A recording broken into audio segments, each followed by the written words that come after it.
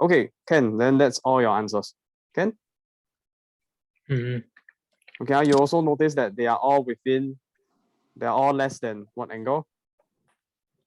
360 degrees. Okay, which is what is required. X is always less than or equal to 360. Okay, good. Okay, next. After we're done with question 2, let's take a look at question 3. This one needs a little bit of factorization. So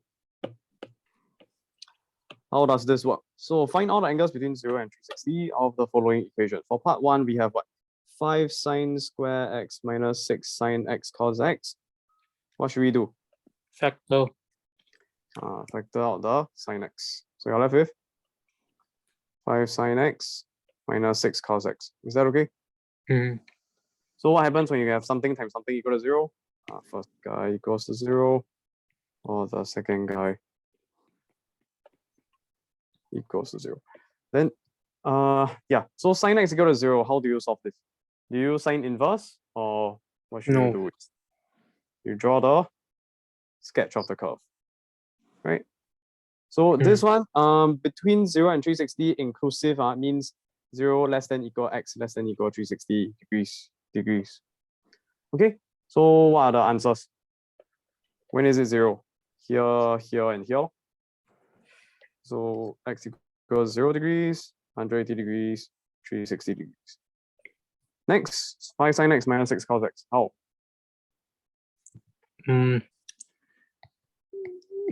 5 sine x equals 6 cosine x. Correct, and continue. X divided by cosine x equals 6 divided by 5. And what sine over cosine? Tangent x equals 6 over 5.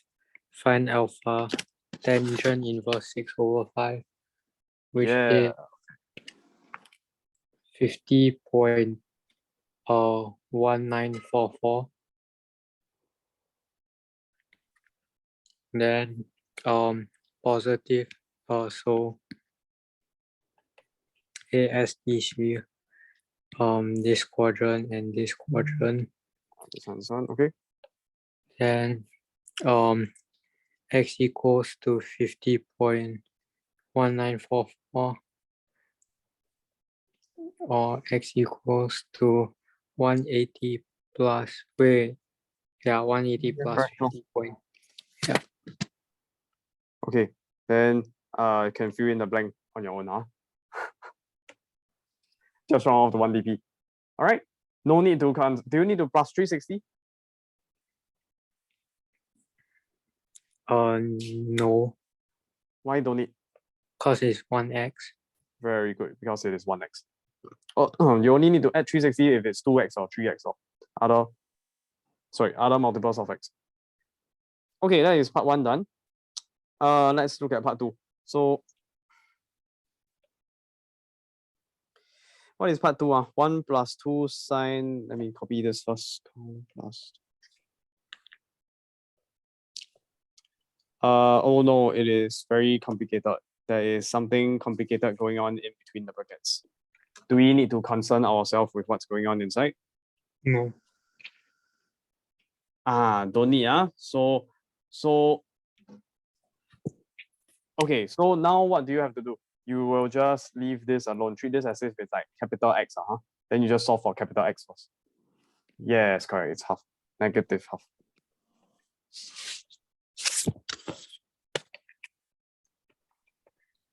So very good. It's just sine inverse half, which is 30 degrees. Then why you stop? Okay, so 3y over 2 plus 15 negative here. So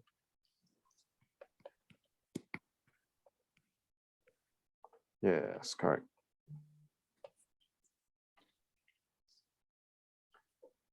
So must be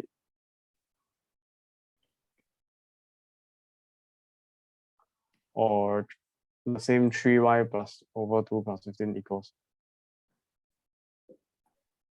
330. Oh yes, correct. Then after that you just solve for y. I prefer it if you write down the 3i over 2 plus 15 degrees equals to a second time instead of just writing down the answer. Because it's neater, you will know what to do when you're trying to solve for y. Yeah, so just 360 degrees minus 30, which is your 330. This is your 210 degrees. Then after that, you just solve for y. Minus away the 15. Oh.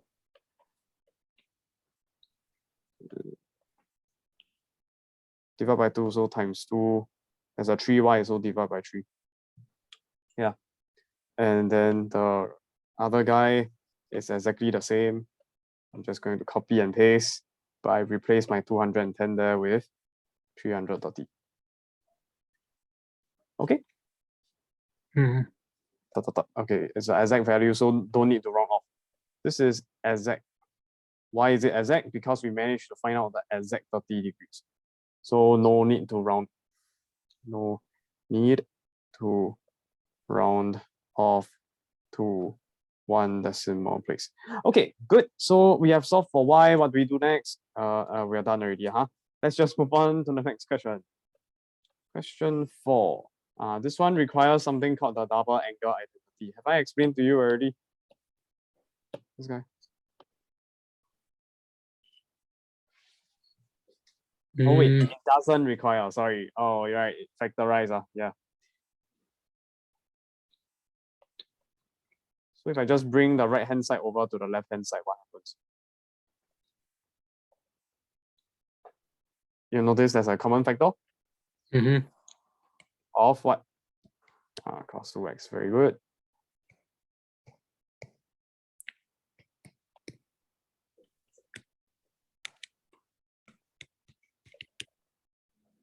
Very good.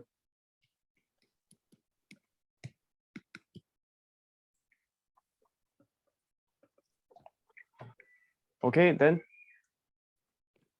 Draw graph. This one, how to draw cosine 2x?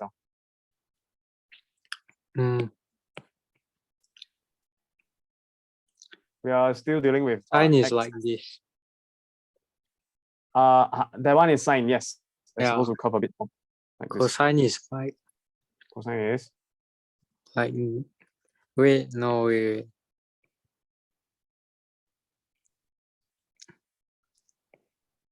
Down, up. Yeah, but the down this curve here, please make it curve the other direction. Yeah. No, I just cannot draw. Yeah, but must be smoother lah. Cannot. It's not the same as a circle. Okay, for a circle, what happens is that, okay, here's a circle. The curve here is very, very sharp. So when we have what we call a tangent line, it intersects here. It will become vertical. However, for a sine curve, let's say for example a sine curve I overlay on top, it's actually like this. Okay, so the tangent line here, the yellow color at this point is actually slanted. In fact, it will be -1 gradient, and then you continue curving back up. Okay, at this point where the two curves intersect, right? This point here, there's a tangent line, right? It is actually -1 gradient. We will be able to, you are required to know this in the future, something in a topic called differentiation. For now, you just need to know that for sine curve, cosine curve, the point where they meet is very not as vertical, okay? It's a bit gentler, okay? A bit more gentle. Yeah, so put it aside. So, but the main point is there's a 2x. So how many copies do you need? We're still dealing with 0 to 360. So 2x means how many copies? 2 copies, right? 4 solution. So yes, equal to 0. There's 4 solutions. What are they?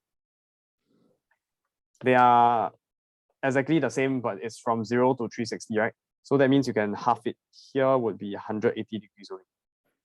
Originally, for cosine curve, here would be what values?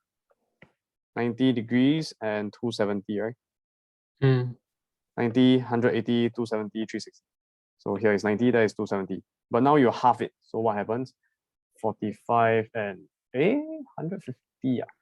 Wait. Hmm. Why is wait The distance here, 35? horizontal, and the horizontal distance here is the same. 135. So that means if I just zoom in a bit, okay, maybe I should. Yeah. So here is actually not 90 degrees, it's divided by 2, so 45 degrees. Here it's not 270 anymore, it's 135 degrees. Yes, correct. Just have to divide by 2. So I'm just gonna write down the final answer. Then how about the other two?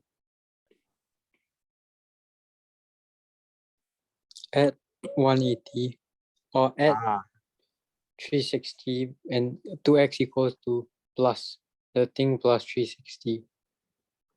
2x, which means original value you should start with is no longer 45 degrees, you can add 360. Yeah. You should be starting with the original diagrams 90 degrees and 270. You add 360.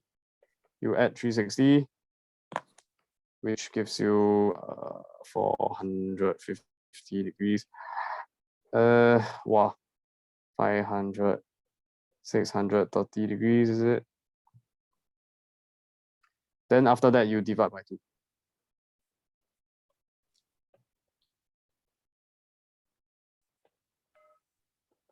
Okay.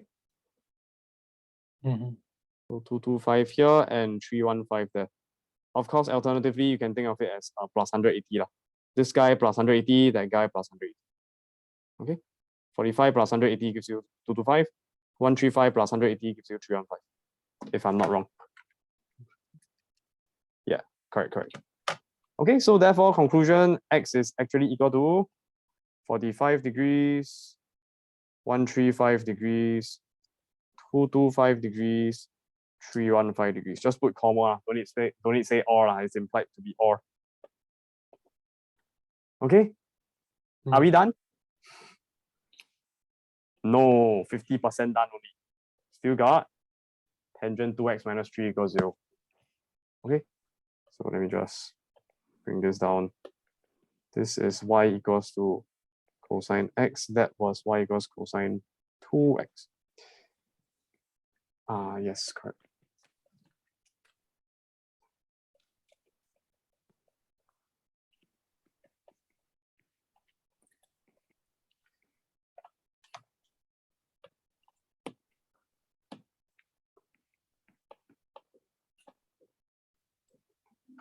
Don't need to write so many decimals. Just write down maybe just I don't know, 5 SF can already. 71.565 degrees, good enough. Then after that, 2x, not just x, it's 2x first, then just find out the two angles. So 71.565 degrees or 2x equals to 180 plus 71.565 degrees. Let's just get that value first. 251.565 degrees. Okay, then yeah, okay. What do we need to do next? Plus 360 first, then after that.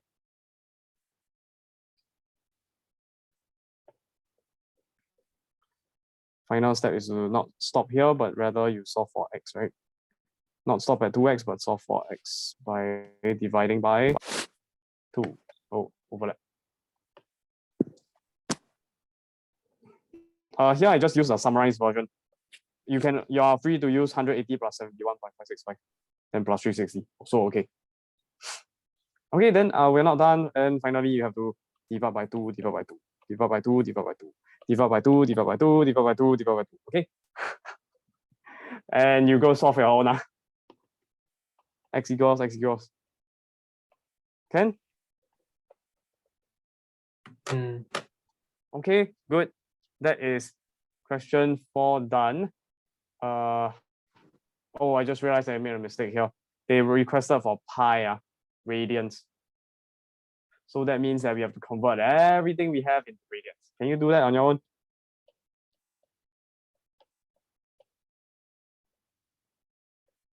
Hello. Hello. Can you hear me? Mic test. Yeah.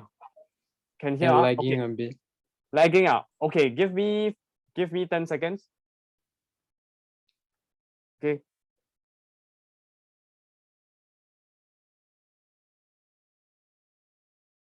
Is it me?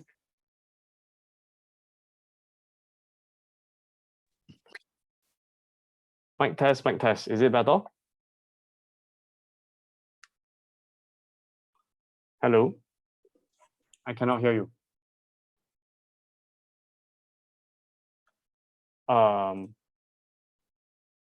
Mic test. Are you speaking? Hello, hello. Yes, I can hear you. Can you hear me? Yeah. Okay, is it better now or? I think it's okay now. Okay, then I'll just continue. Yeah, so what was I saying? Yes, the question requested for radians, so the final answer must be in radians. If you are going into engineering, in particular electrical engineering, you will need to be very familiar with radians. You'll be using that, and trigonometrical equations. You'll be using that your everywhere. Okay. Yeah. So what else did I want to say? Okay, right. Let's just do a very quick practice, but this time we just solve it in purely radians straight away. So let's say you got sine x equals to square root 3/2, where x is in between 0 and 360 degrees. Oh, sorry, no. Let's make it more complicated. Let's make it 0 radians to 2 pi radians. Okay. Then we can solve for alpha. It's tangent inverse of this square root 3/2. But do you know about radian mode on the calculator? Do you have radian mode on the calculator? Shift setup and radian. What's your calculator model name? FX97SGX. Okay. 97. I know that model. What was it? I think it's still under setup, but you have to pick Angle unit. Yeah, correct. The angle unit. Change to radians. Then the letter R will appear at the top part of your screen. Yeah, so yes, tangent inverse the square root 3/2. You'll get, yes, correct. I got the same value. But wait a minute. Is there an exact value to square root 3/2? Yeah. Oh, sorry. Why did I write tangent inverse? It's not tangent inverse. It's sine inverse. Wrong. Sorry. Sine inverse. Yeah. Okay, it's 1.0471 radians. Did you get that? Okay, then what's the exact value instead? 1 square root 2, 1 2 square root 3.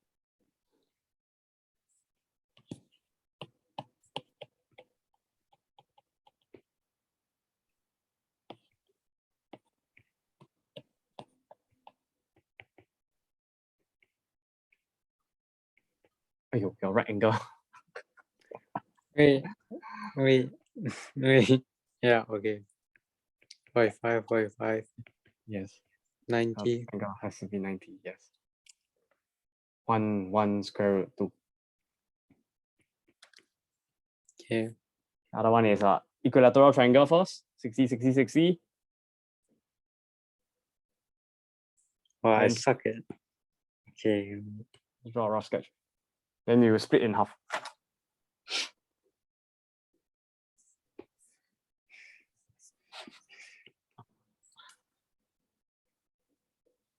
So this one 2. Equilateral 2. But split half, so 1. Right. Pythagoras height will be square root 3. It's a perpendicular bisector, so there's a 90 degrees there.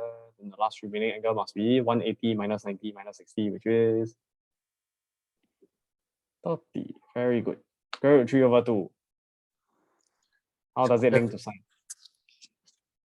Square root 3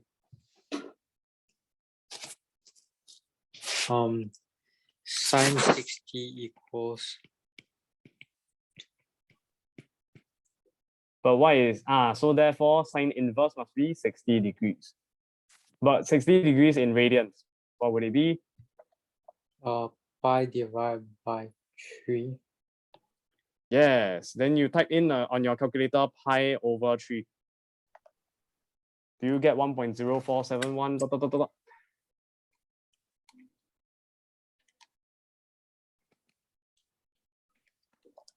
Yeah. Yes. So this is the exact value, pi over 3. Okay. The calculator will not provide you with the exact value, unfortunately. So some questions will require the exact value. So you have to know those 1 square root 2 and the 1 2 square root 3 triangle. Okay. Can? Okay, good. So alpha is pi over 3. Then how do we proceed? We just work with radians now directly, instead of finding it in degrees and converting it at the last step. If it's pi over 3, this is positive again. So what do you do? ASTC. Positive, which one? This one. No. This one and this one. So quadrant 1, quadrant 2. So that means x must be in quadrant 1, which is pi over 3 radians, or x must be in quadrant 2, which is pi minus pi over 3 radians. Is that okay? Simplify. A pi over 3 is just pi over 3, nothing to simplify. Pi minus pi over 3 is 2/3 of a pi radians. Okay.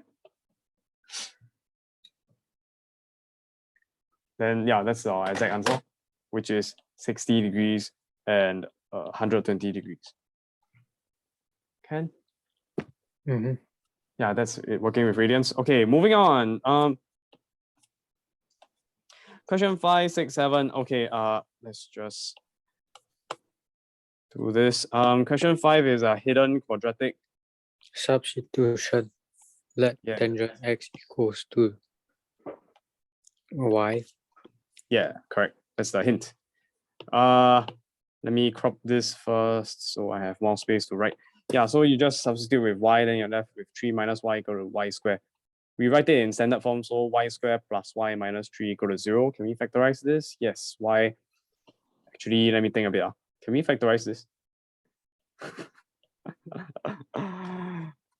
Can we factorize this? Cannot.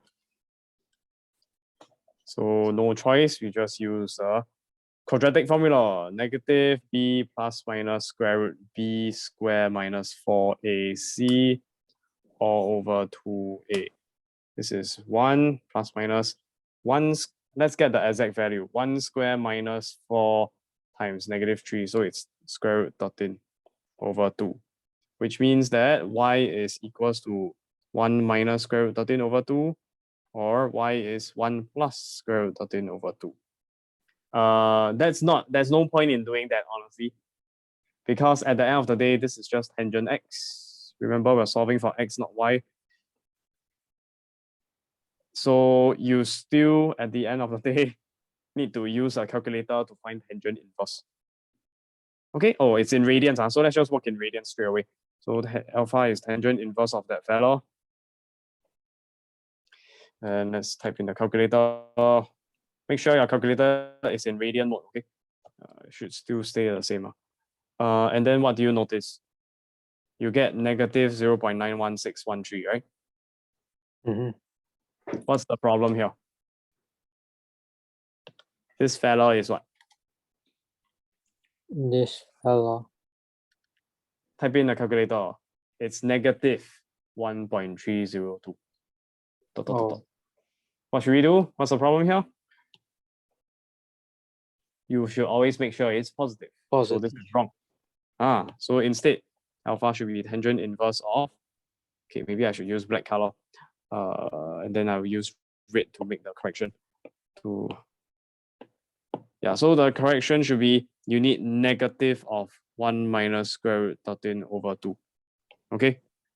To make sure it's positive. Then take the tangent inverse this time. So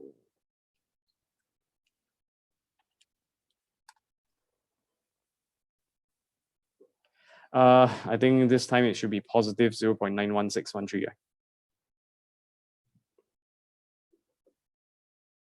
Is it right? Mm-hmm. Can I? Okay, let me just make it look nice. I'll just highlight the orange color. Highlight the orange color negative. Highlight the negative in orange. Okay, so this is in radians. Just to have some bearing of what's going on, let's convert times 360 over pi to convert this into degrees. So this is approximately 104.98 degrees. This is not part of my official working. I'm just letting you know that this is 104 degrees. Okay. Okay, and what's wrong with that? What is wrong with that? I made a mistake.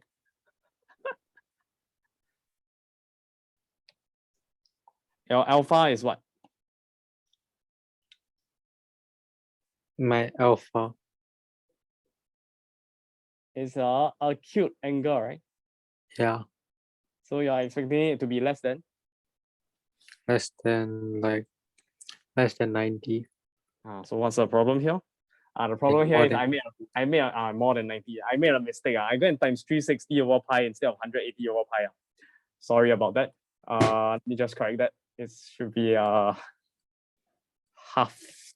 value. No. Okay, pretend you didn't see that. It was 52.490 degrees. Okay. That should make more sense. Yeah.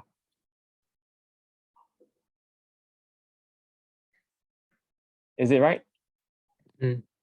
Okay, good. So we carry on. So what is it? Alpha is found, then we just solve for x. Here, this fella, is it positive or negative?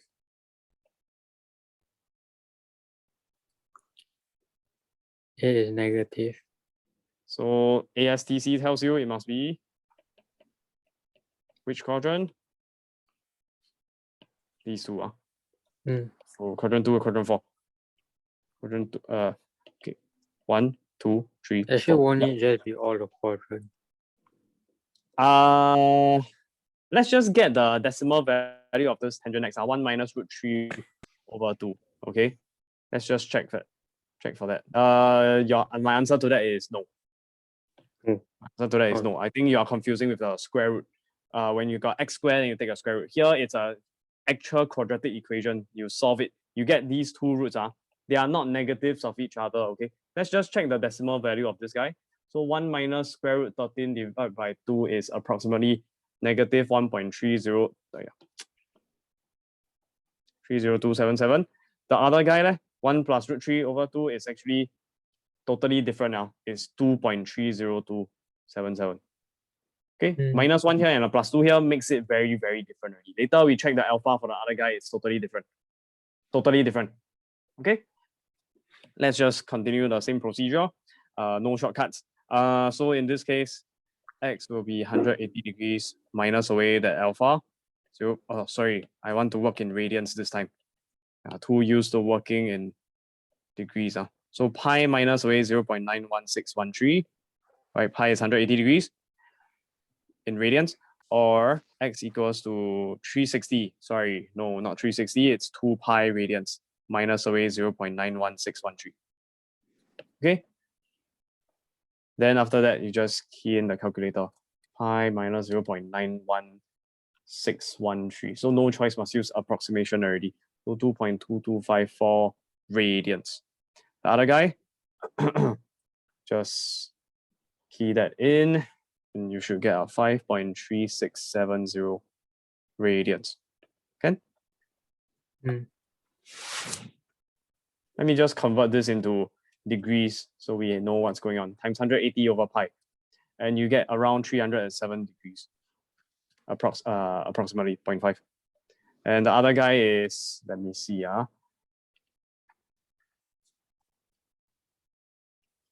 Approximately 127.5 degrees. Handwriting.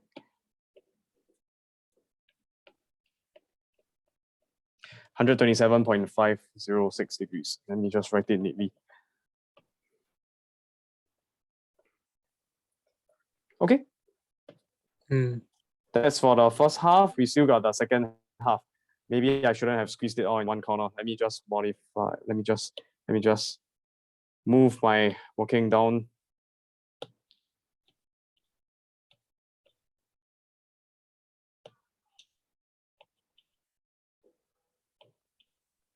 Here's the left half.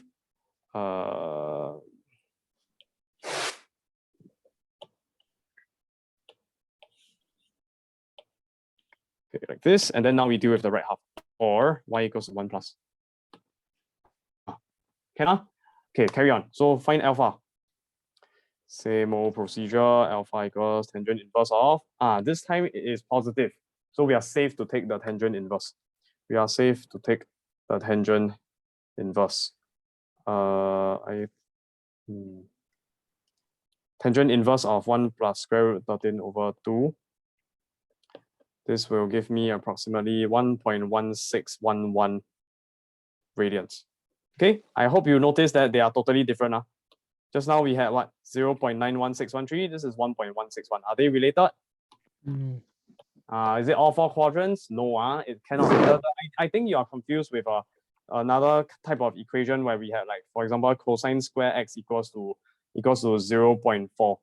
Then you take the square root. So cosine x equals to plus minus square root 0.4. Or so cosine x equals negative 0.2, or cosine x equals to positive 0.2. And then you find the alpha, and you realize that, because the absolute value of the right-hand side happens to be the same, that's why the alpha is the same. Okay, they share the same alpha. In this case, we are not taking square root directly, okay? There's a negative b over 2a in front. Is that, do you know what I'm saying? Yeah. Right, when you use the quadratic equation here, there's a minus b over 2a, and also the square root, there's division by 2a. So that's why the alpha is totally different. You cannot just go and use the same alpha and get all four quadrants angles. That's wrong. Must do it separately. Okay, anyways, just continue. So alpha is that, therefore x must be, this guy is positive. So which quadrant? A, S, T, C must be this quadrant, this quadrant. So therefore it must be quadrant 1, which is just the same value, 1.611 radians. 1611. Or it must be in quadrant 3, which is 180. No, not 180. What's 180 degrees in radians again? Pi plus 1.1611. I am assuming you know that it's when it's plus, when it's minus, all that. So, right? Don't need to recap, right? I'm going quite fast. Okay. Okay, can. So 4.3026 radians. Okay, and then we are done. Just round off to 3SF. For radians, round off to 3SF. Okay? Working directly with radians. I think I haven't demonstrated yet. So today I demonstrate. Can? Thumbs up. Okay, very good. Let's move on. 5 done. Move on to the next question. Okay, wait a minute. Where's the page boundary? Over here. What question? Question 6. Okay, factorization required again. So this time it's sine x equals tangent x. You realize cannot factorize anything out there. No, nothing common until you realize the hint. Oh, tangent x is sine x over cosine x. Then what do? Cross multiply. Sine x, cosine x equal to sine x. Then if you are studying trigo identities, you may have came across this one. 2 sine x cosine x equals to sine of 2x, right?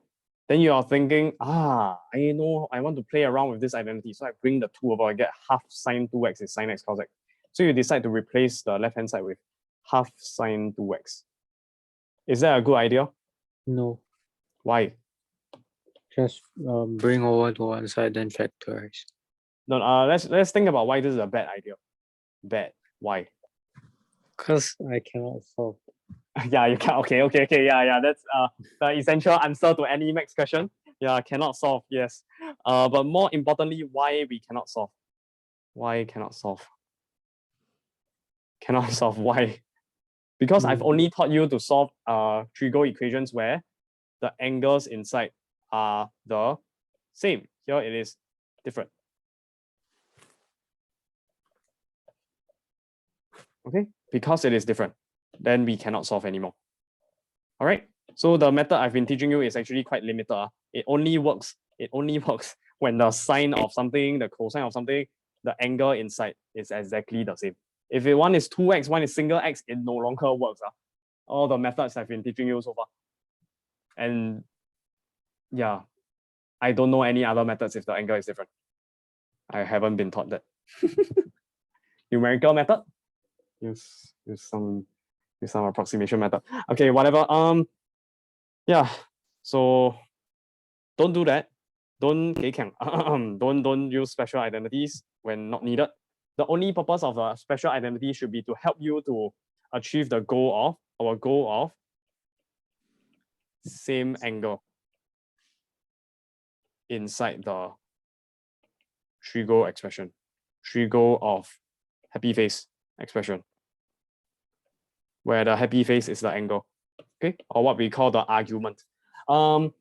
Yeah, so 2x here and x here is different, which is a bad idea. So using the identity shouldn't be the case. You should just factorize, which is exactly what you were saying just now. Sin x cos x minus sin x equal to 0. Factor out the sin x. Okay? Can? Then this guy equal to 0 or cosine x equal minus 1 equal to 0, which is cosine x equal to 1. This one how to this one how to solve? Do we, when you see 0, you see 1, or you see minus 1, the triplet, what should you do straight away? Graph. Graph. Sin x, okay? Ayo, so bad. Let me try to make it nicer. 0, so what are the roots? Here, here, here. So x must be equal to 0, pi, or 2 pi. We are asking for degrees, radians, okay? So don't give me answer in degrees, okay? Then how about cosine x equal to 1? Try drawing. Yeah.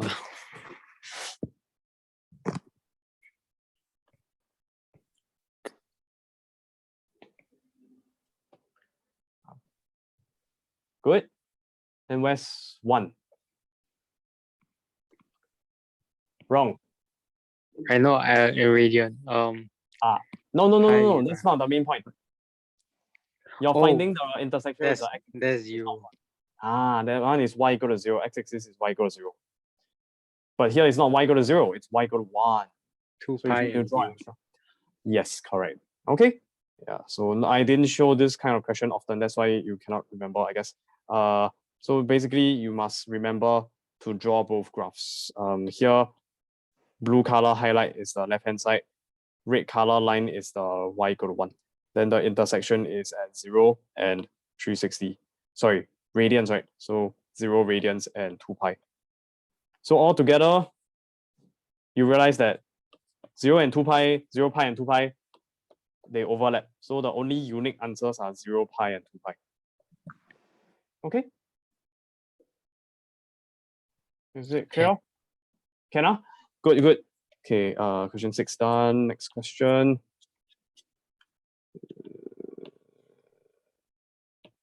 Oh no.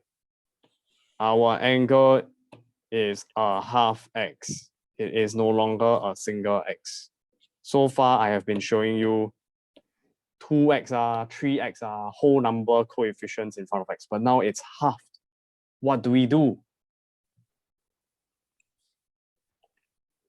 Don't worry. Sorry? Ignore first. Just ignore it first. Treat this as one lump, capital X. Later, then we deal with it. So let's think about what is x. What's the first step? Find what? Teach men to fish. So find the fish first. I must teach you how to find fish. Then you will eat fish every day. Hey, no, not tangent inverse, sine inverse. teach a man to fish and he will live forever. Maybe he won't get enough vitamin C. I don't know. Okay, so anyways, this one you need in radians, right? So what is the angle in this case? Can you remember? Sine what gives you root 3 over 2 again? 60. 60 degrees, which is pi over?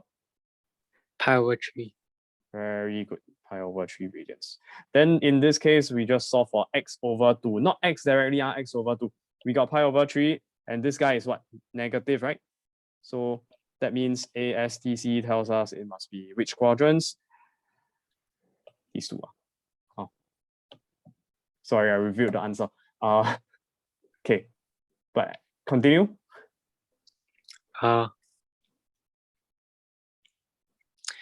The pi plus pi over 3 or 2 pi minus pi over 3.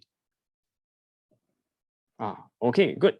So let's simplify these guys first. So it's 4/3 of a pi, and this x is x over 2 equals to 4/3 of a pi, and x over 2 equals to 2 wholes minus 1/3, 1 2/3, which is 3/3 plus, I cannot remember. Okay, what did I say? Times 3. 6 minus 1, 5. 5/3 of a pi. Okay, exact value.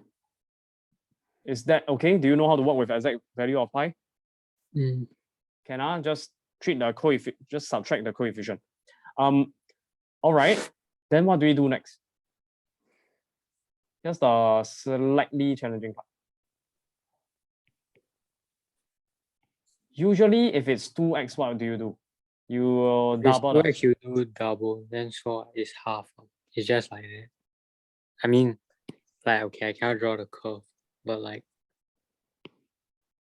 So from 0 to 360 degrees, it's 360. if you see 2, you if you see sine y equals to sine of let me just copy and paste this diagram a few times so I can draw a few copies. We should have drawn it better. Okay, this is x, then you will see how many copies of sine from 0 to 360. 1 copy. 1x. So if it's 2x, how many copies?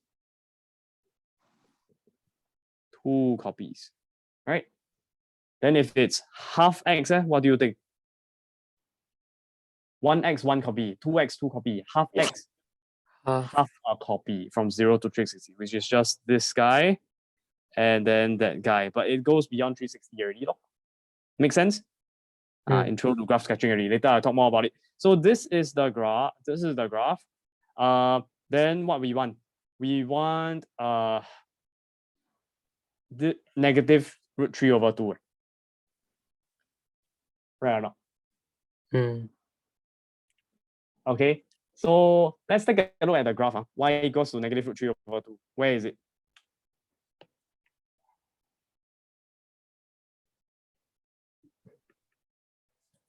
If you want to solve a solution, actually, no solution. All the graphical method.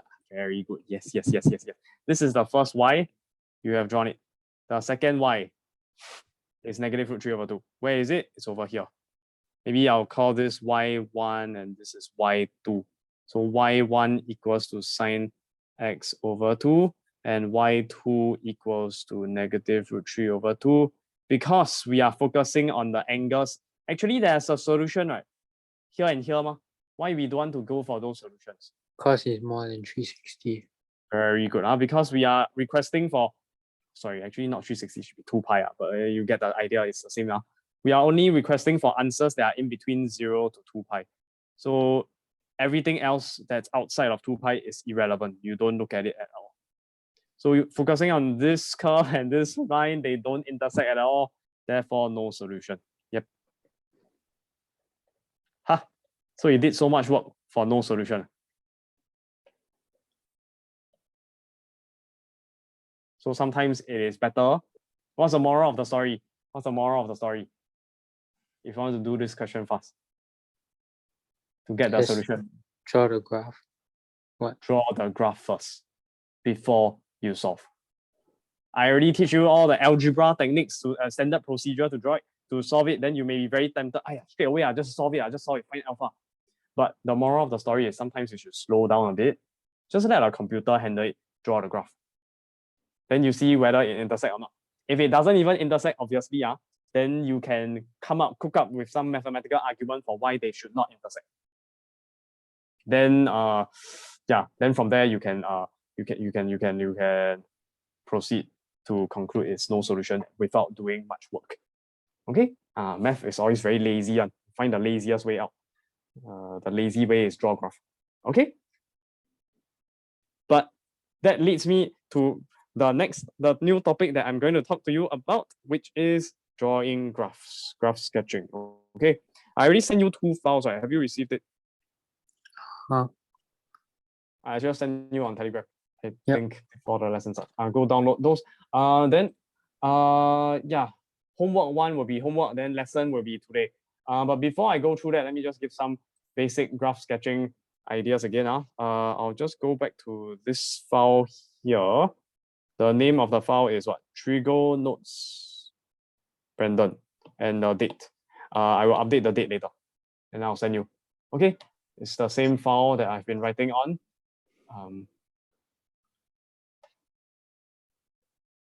If you recall all these, all the identities, I'll talk more about it on another lesson. Now I'm just going to continue on these notes, but I will talk about graph sketching. Okay.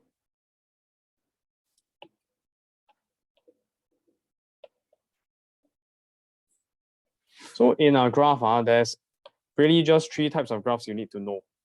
Y equals to sine x, y equals to cosine x, and y equals to tangent x. Have you seen the GIF I sent you already? I think I showed you last week. Which one? There's a GIF. There's only one GIF. GIF or GIF. I don't know. Is it the one with the circle thingy? And then then it's like non-stop like that. Yes, correct. That one. Then do you then understand? It's like the thing is like going. Yes, it keeps turning around. There's a vertical line, and then it just keeps rotating. All right. Then did you understand what's going on in that picture? I think so. Just need to have a rough understanding already. So basically, right, as this little line rotates anti-clockwise, I hope you can see the animation. As I'm turning this around. Whoa, it's longer. Shut up. Okay. Then you just, as you rotate, it sweeps out a certain angle. Then and in the concept behind a sine curve and a cosine curve is we want to figure out what is the value of sine, cosine, as well as tangent for different values of x, where x is an angle. X is angle. Can be in degrees or radians.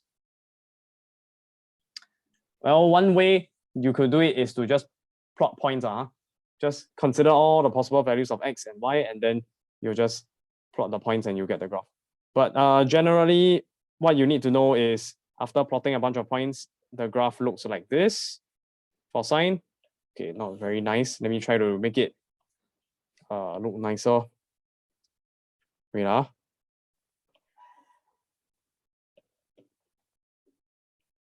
Up, down, down, up. Okay, roughly the same lah. Then this is sine x. Okay. Here is a few of its special points. This is 0, 0.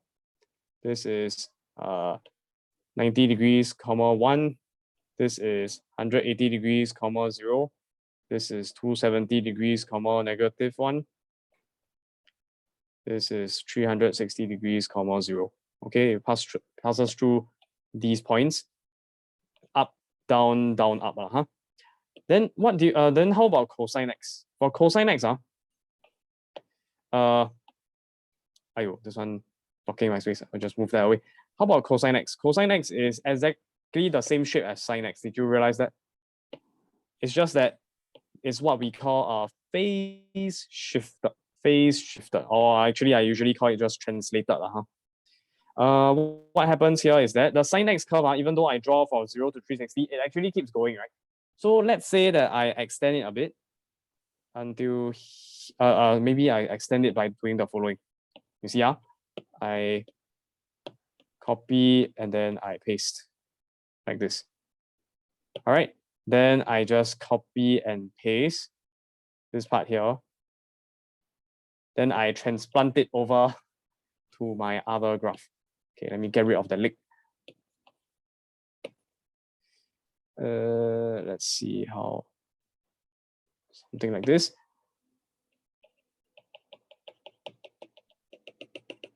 Wait, let me erase this. Erase. Okay, then what we can do now is we can move it. Oh, whoa. Hold on a second.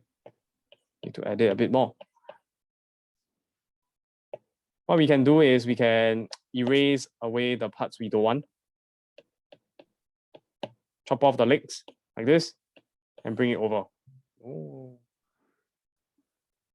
You see that? So it's essentially just the right half, this part here, of the sine curve.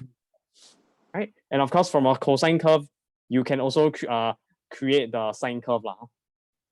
They are the same shape. It's just move left and right. Okay, maybe a more obvious way to show it is if I drew it like this. I'll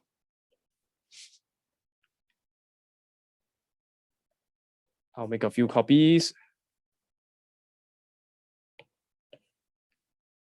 Okay, be another one. So this is sine curve, right? Yes. Y equal to sine x. Now, what I'm gonna do is, let me just move my x's away first. Then I'll just copy and paste this. Copy. What was I saying? Oh, no, go back. Good. So, what I'm saying is,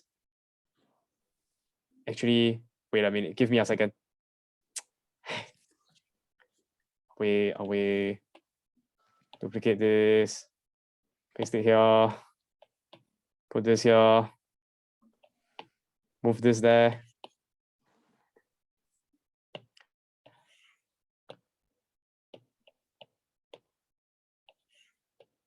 Copy this, paste it there. Wait, almost done. Okay, we got x and y axis now. This bunch of curve, if I put it nicely over here, we get the sine curve. Can you see that? You see what I just did? Yeah. Now, if we take that same x and y axis, and I take that same curve, can you see? Can you see the same curve? I'm just gonna bring it down here. Let me zoom in a bit. Oh no. Zoom in a bit. Then what I'm gonna do is I'm gonna place it almost in the same position, but I shift it horizontally. Can you see? I'm moving it 90 degrees to the left. Before, it was here. After, it's here. Do you see what I just did?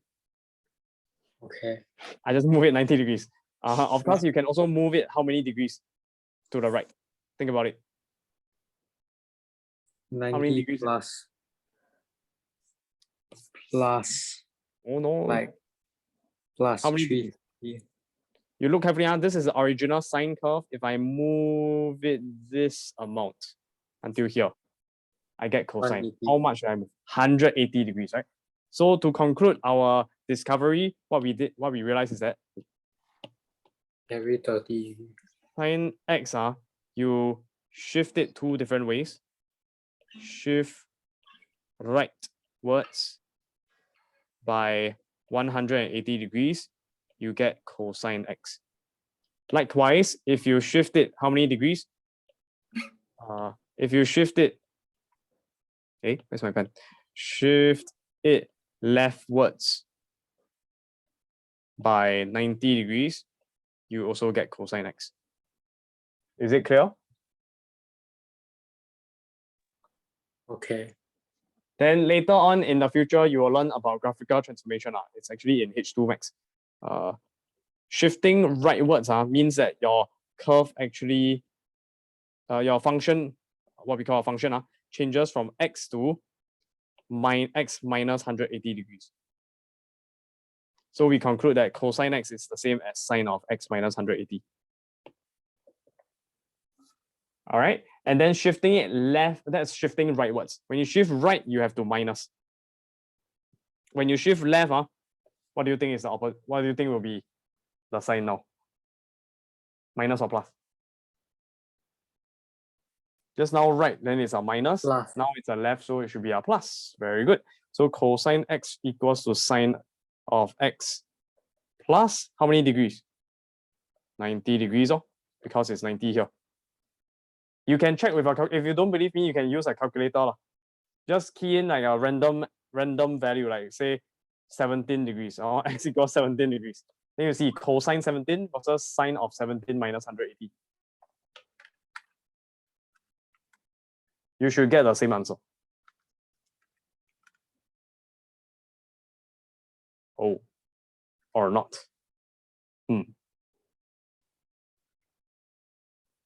Is it different?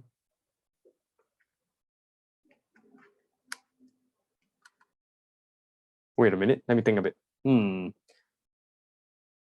Shift rightwards by 180. Oh, sorry, it's not 180. Ayo, it's 270 degrees. Yeah. Sorry. Do you get what I'm saying? Okay.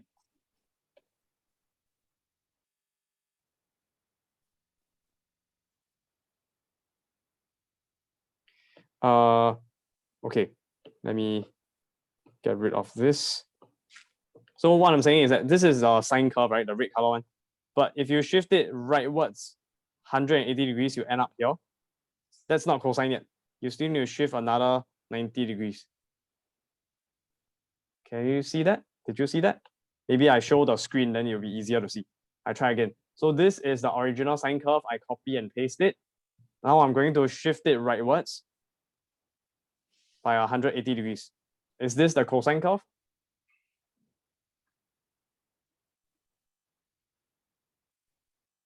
Mic test, can you hear me? Okay, I cannot hear you. If what thing? Take a look. This is sine curve, right? Can see? Yeah. Sine curve. Now Yeah. I shifted 180 degrees towards the right. Until it lands here. Is this the cosine curve yet? No. What else do you need to do? Shift it a bit more to the right by 90. 90. So 180 plus 90 gives you 270 degrees. Okay, so yeah, I was trying to correct my mistake here. It's not 180, sorry. It should be 270. So it should be 270. And what's the difference between minus 270 and plus 90? How do you go from Minus 90 plus 2 plus 360. Plus 360, right? So that's why this should make sense. Whenever you add or subtract 360 degrees, the sign will remain the same because it is what we call a periodic function. Let me just write this down. Periodic function. Periodic function means that it has a certain period and it will repeat. Okay, so anyways, you can go and experiment on a calculator different values of x, and you can see that these two formulas are always true. Do you need to know this? Not really, but just to let you know extra. Okay, can sine and cosine are really just the same thing. You just shift it left and right. Okay. Okay. But from 0 to 360, just need to remember down, down, up, up. Now, next graph we want to deal with is tangent. Tangent, this one is a bit more special. You have to consider what we call asymptotes. Okay, vertical dotted line at here and here. So it goes up like this. It passes through origin, then it curves like a right half of a happy face.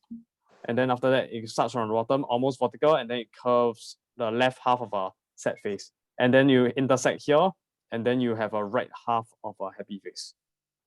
But you must make sure that nearing the dotted line, it must be almost vertical, but it must never touch the dotted line. Just like the ln x. Remember y got ln x? There's an asymptote here. Remember this graph? Same idea. This is what we call asymptote. You must get very, very close to the graph, but never touching. Or another example would be y equals 1 over x. Y equals 1 over x, how do you sketch this? Like this, and then like this, right? The asymptotes are actually over here and there. Y equal to 0 and x equal to 0. X-axis and y-axis. You must get very, very close, but never touch. Another example that has asymptote. Can you think of another example of a graph that has asymptote? Another graph.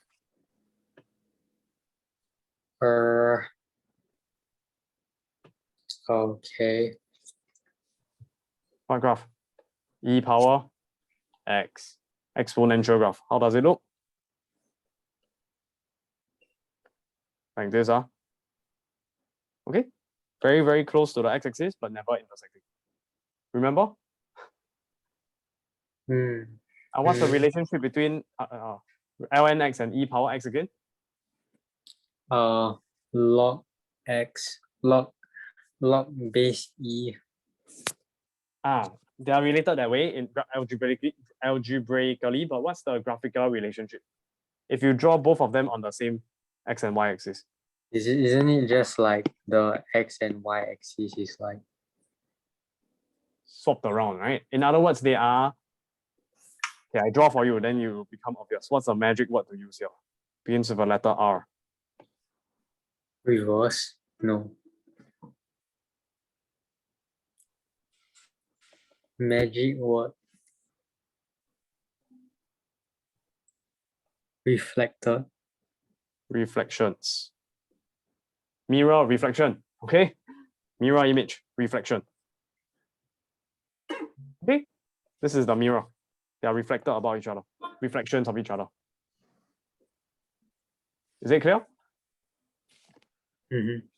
Can reflection, very important idea. Okay, yeah, when you're learning inverse function in the future, I guess. Okay, but there's also one more leg here. The left half. This is how you draw the graph from 0 to 360. Now, typically, I don't draw it that way. That's not how I remember it. I remember it as starting from, and I advise you to remember it this way as well. Starting from, how come got some extra?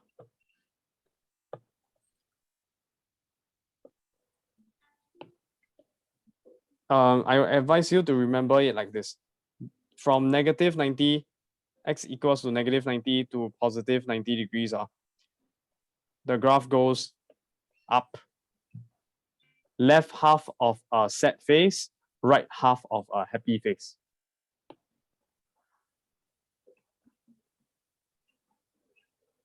It's like a dancing guy, like this. Okay? Okay. This is tangent guy. Maybe I should put down tangent x. Okay. So he will go down, up like that. Then you just repeat the same pattern every time. One copy, second copy, third copy, fourth copy, so on and so forth. Is it clear? Now we need to do what we call transformations. Transformations. Oh wait, sorry. Before I go transformations, you need to know some of the terminology. Okay, let's say no, let's say I have to list down the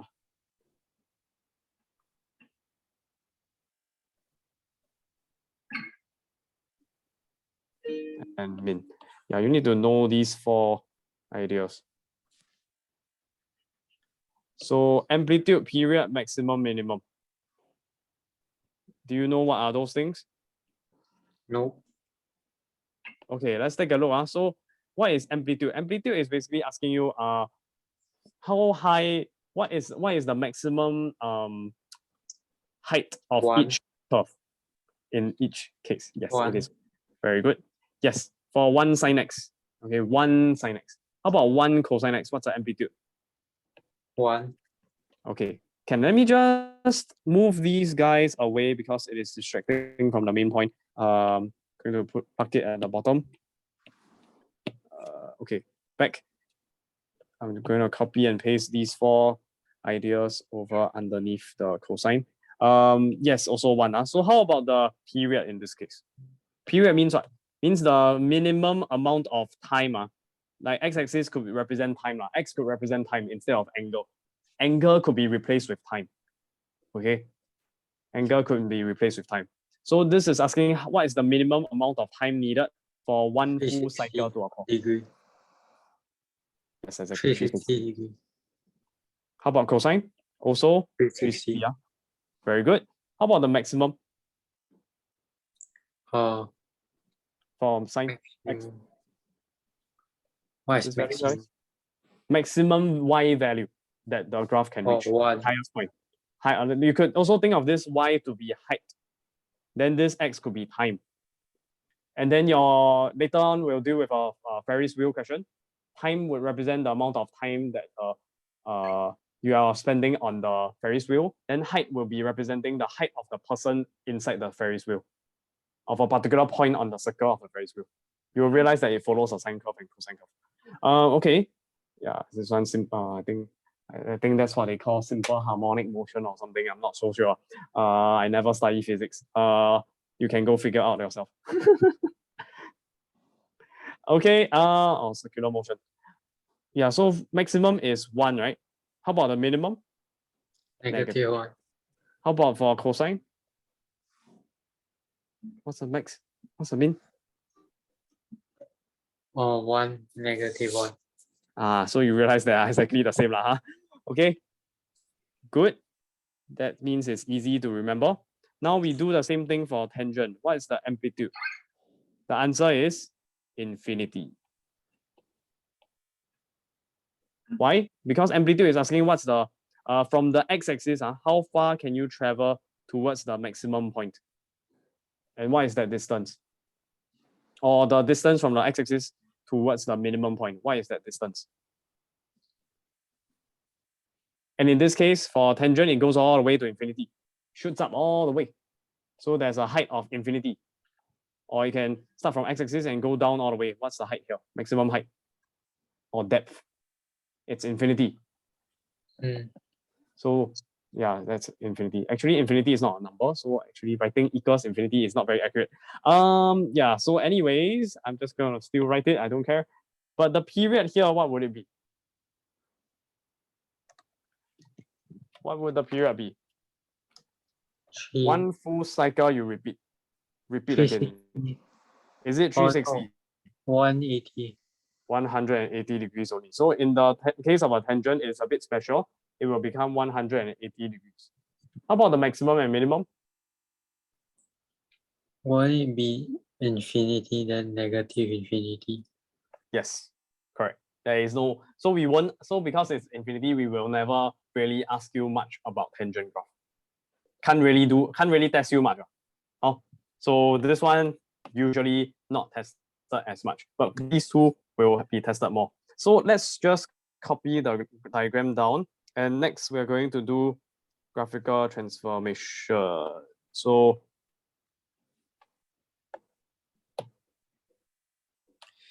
in graphical transformation, what is going on is we are going to scale these two graphs by a certain thing.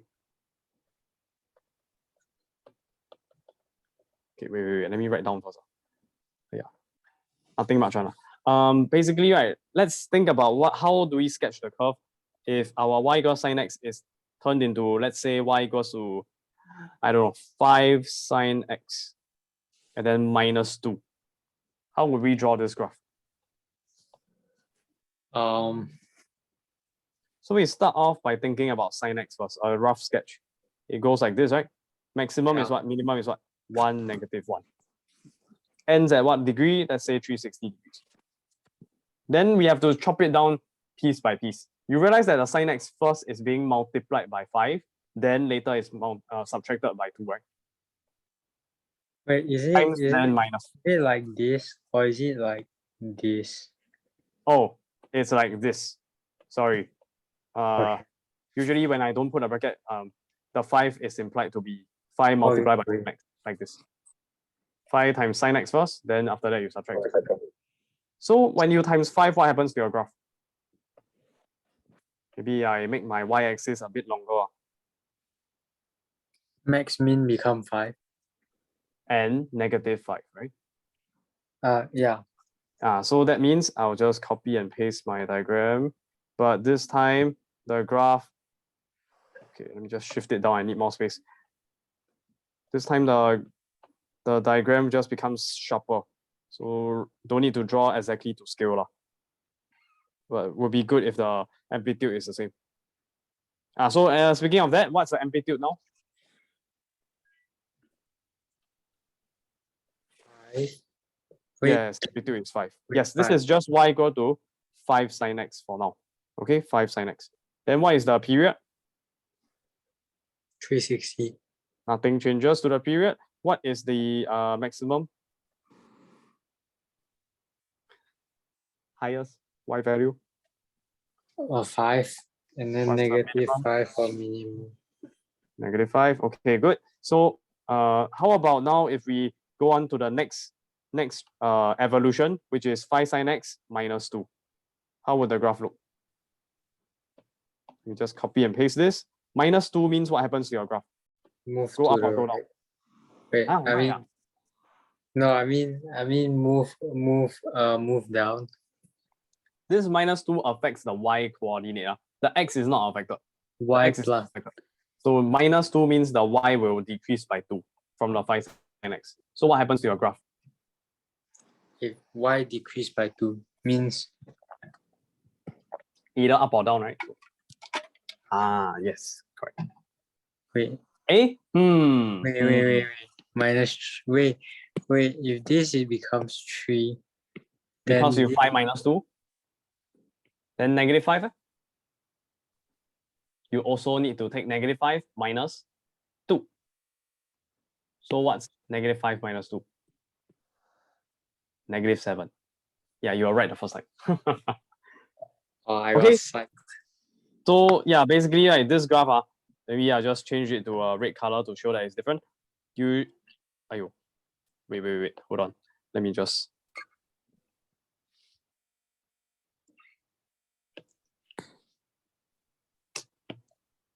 Okay, let me just shift it over. So yeah, what happens here is that you shift it downwards by 2 units.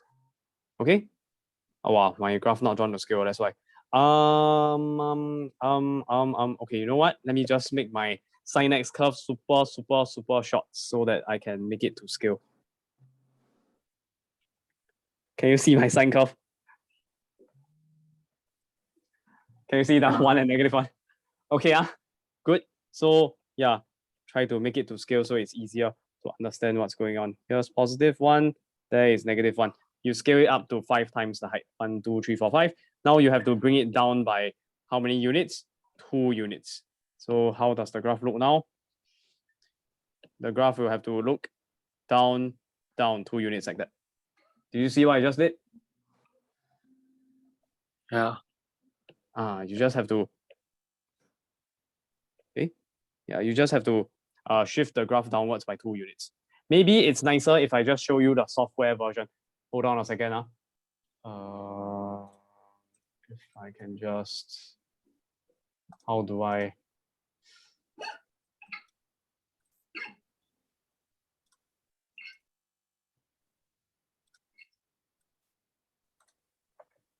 Okay, take a look. This is y equal to sine x. Okay. Then what we have next is y equals to 5 sine x. What happens? It becomes taller. Can you see? It just becomes higher. The amplitude, you stretch it vertically by 5 units. 5 scale factor of 5. Then next one will be y equal to 5 sine x, but then you plus how much? Minus how much? -2, right? So essentially what happened? Move down. Move down by 2 units, exactly. Okay, we just show you the graph. And you can play around with this. You can also plus, let's say, a letter A. Then you can add slider A. Then what happens if you, this is, okay, I hide the green first. Blue is the original 5 sine x. What happens if you change the, okay, I show you the green graph now. When it's A equals 0, Here's the green graph. If I shift the A around, what happens? Can you see what's going on? So when A is positive, what happens to the graph? Go up or down? Right, now it's positive 5.8. Move A up. is 5.8. Go up by how many units? Make a smart guess. Up by how many units? 5 go to 10.8. Up by like A is 5.8, so move up by how many units? 5.8. 5.8. Yeah, exactly. You see pi over 2, 5 become pi over 2, 10.8. How do you go from 5 to 10.8? Your elevator move up by 5.8 units. Makes sense or not? Okay, wait. I show you this. Maybe I'll call maybe you don't understand what I'm doing now, but let's say I have pi over 2, comma f of pi over 2. Okay, that is the point I'm tracking, label. Can you see that?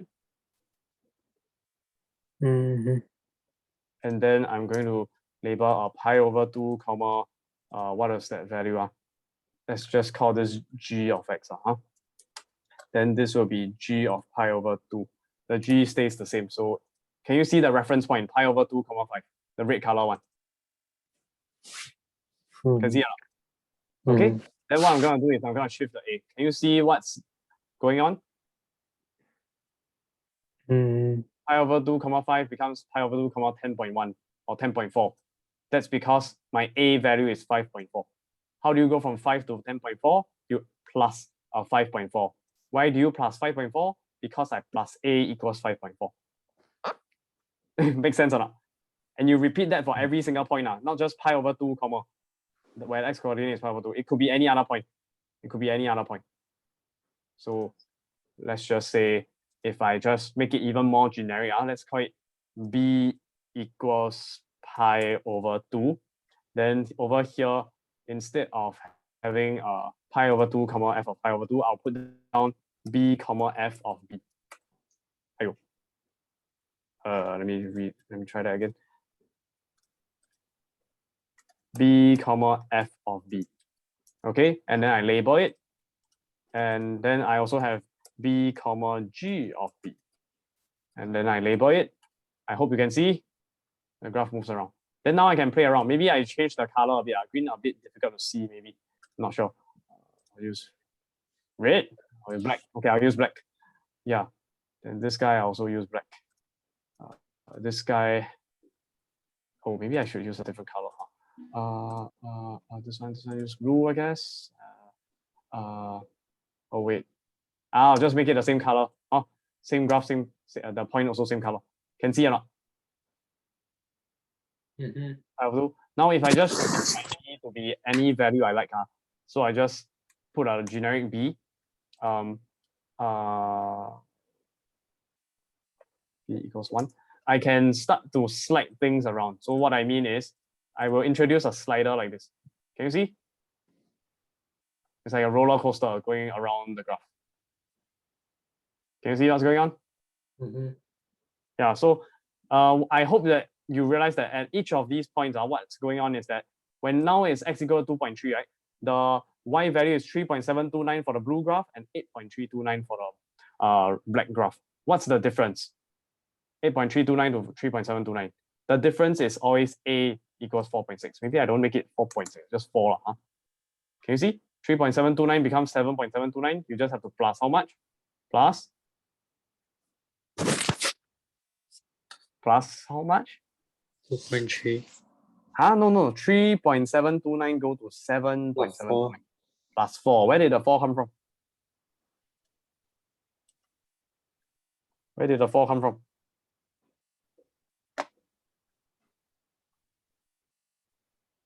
Sorry, Mike Test, can you hear me? Where did the 4 come from? Where did the 4 come from? Yeah. How come the 3 points, if you ignore the graph on the left side, then you see, how come here is 2.3, 3.729? That one is 2.3 comma 7.729. How do I go from 3.729 to 7.729? Plus I have 4. plus 4. But how come it's 4? How come it's 4? Then if I change it to another one, let's say 2.685 comma 2.204 to 2.685 comma 6.204. 2.204 to 6.204. Difference is, the y coordinate difference is 4. 4. How come it's 4 again? How do I get the difference of 4? Why 4? Where did the 4 come from?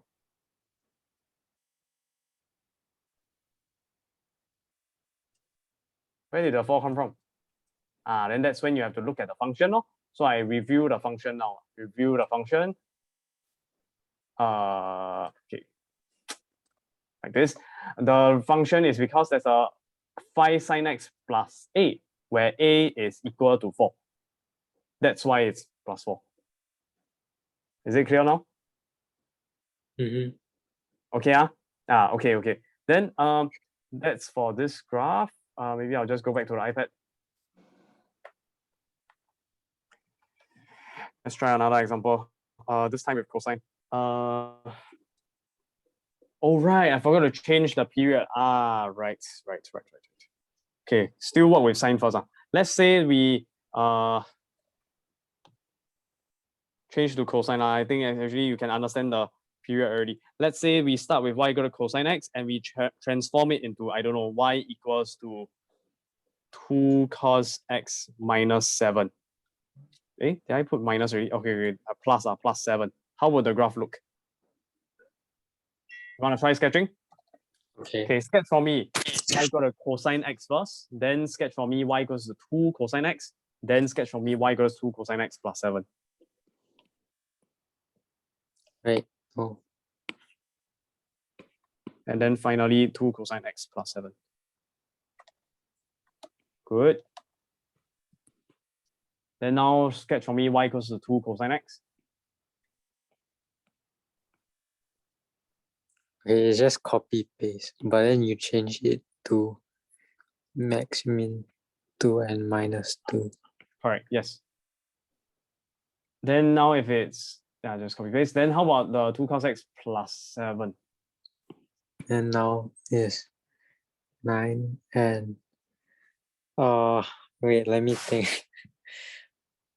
5. Wait. Then you know, correct. Okay. But then there's an issue. The x-axis, where should it be now? Wait. The x, wait. The x, wait. 5 and 9 is correct. Or like lower, like. Yes, correct. It should be below 5, right? Yeah. Then sketch the curve. Where is it? Yes, correct. Like that. Okay, so let me draw it nicely. Basically, okay, also not so nice. But okay. This is cosine 1 to -1. Then when you transform it to 2 cosine x, it becomes 2 times. Okay, so 2 and -2. All right. Then after that, when you plus 7, basically what's going on is, you can think of it like this. Instead of moving the graph upwards by 7 units, you can bring the x-axis down by 7 units. 1, 2, 3, 4, 5, 6, 7. Do you see what I just did? And this one plus 7. This one plus 7. You see that? Which is 5 and 9. Okay, minimum here is okay. No, I have to test you. So this one 2 cosine x plus 7. What's the amplitude? What's the amplitude? Amplitude, sorry, just now I told you it's from the x-axis. That's not correct. It should be the middle line. I don't know the name for it, but the middle line of the just 9 plus 5 divided by 2. So 7. Very good. Just have to take the maximum plus the minimum divided by 2. So 9 plus 5 divided by 2, which is 7. Oh, sorry. No. Wait, hold on. No. That's the equation of the middle line. Is it just 2? Yes, it's just 2 actually. Yes. So distance from middle line to like max? Or the middle line to the minimum. Yes. Okay. So it's just 2. Okay. Basically, okay, wait. Later then I talk about the conclusion. So tell me the period first. 360. Correct. Good. How about the maximum? 9. What is the minimum? 5. Very good. Okay, so now we try to summarize what our findings, what we have previously. Right, I forgot to ask you for the 5 sin x minus 2. Can you also give me the amplitude, period, maximum, minimum?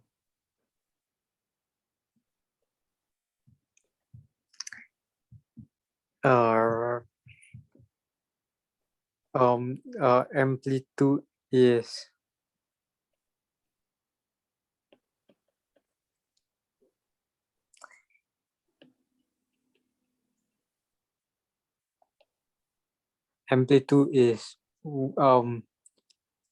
wait, let me think about this. Wait, 3 minus 7 divided by 2 is negative 2. 3 minus negative 7 divided by 2. Minus negative. So Oh, 5. Wait, Hmm. what? No, A? no. Yes, 3 correct. Wait, Big minus small. Minus the negative. oh, okay. Big. And you will get the height, total height, which is double of the amplitude. So you have to divide by 2. Yes. The middle line was the Wait, equation. Y equals what? y equal 5. Huh? Wait, y equal minus 2. Minus 2. Yes, yes, yes. Period 360. Max 3, min negative 7. Correct. Good. Okay, so let me just copy this diagram down and put it side by side with the cosine, and then we try to make some conclusions.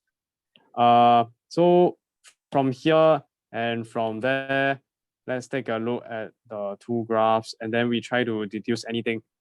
In general, if we have y equals to a sine x plus c, or y equals to a cosine x plus c, what is my amplitude? What is my period? What is my maximum? What is my minimum?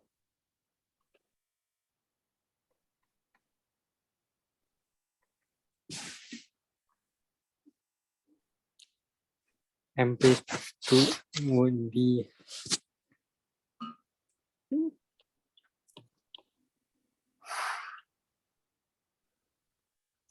max minus min divided by 2. What's your max and min? There's a smarter way. Do you see the green color highlight? Oh, okay. Yeah, just A. It's always A. It is always A.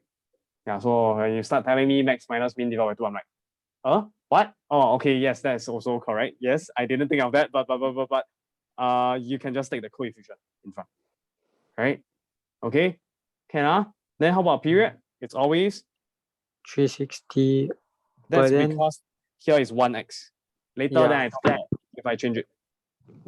Maximum. How did I get to 9? Oh, mate. A plus C. A minus C. Wrong. Okay. Positive A. Oh wait, sorry. Mate, let's just say that A is positive. If A is negative, would it still work? Well, that would mean you need to take the modulus. So in general, it's the modulus of A. What happens after you take modulus? Plus C means what? The graph goes C units vertically, right? Either up or down. If C is positive, it goes up. If C is negative, then it goes down, right? So what's the maximum here? Plus C. Can you see that it's plus C? Okay. So we can also check that it's true. 9 here is what? Modulus of A plus C. What's modulus of A? Modulus of 2, then you plus 7. Is it 9? Yes. How about this part here, 3? How do you get 3? Modulus of A plus C, negative 2. Is it 3? Yes or no? Mm-hmm. You know what's modulus, right? Yeah, make it Absolute value. positive. It's already positive, so leave it alone. 5 plus -2 minus 2. 5 minus 2 is? 3. So is it the same? Yes, it is the Yeah. same. So is the formula correct? Yes, it works. How about minimum? How about the minimum? Modulus A minus C. Minus C. A, is it correct? Is it correct? Modulus A minus C? I don't know. Let's check. Minimum, we got 5. Modulus A minus C will be what? Modulus of 2 minus away 7. That's -5, not correct. Oh, A minus modulus C. A minus modulus of C, yeah. C is 7, so minus away modulus 7 doesn't really work. See, this one is positive direction, this one negative direction. Positive 2, this one -2.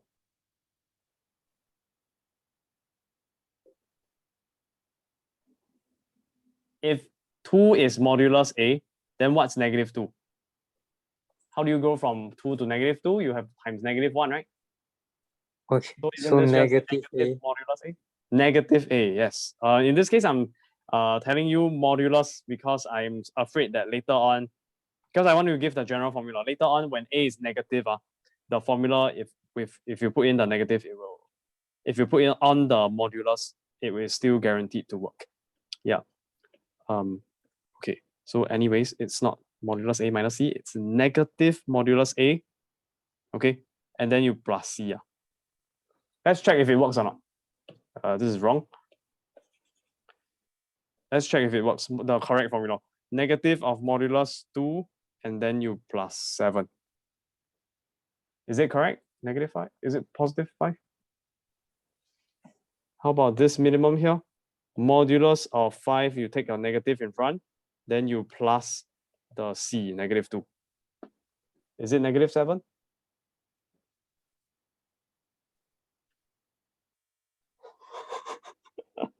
Are you confused? Is it negative? Yeah.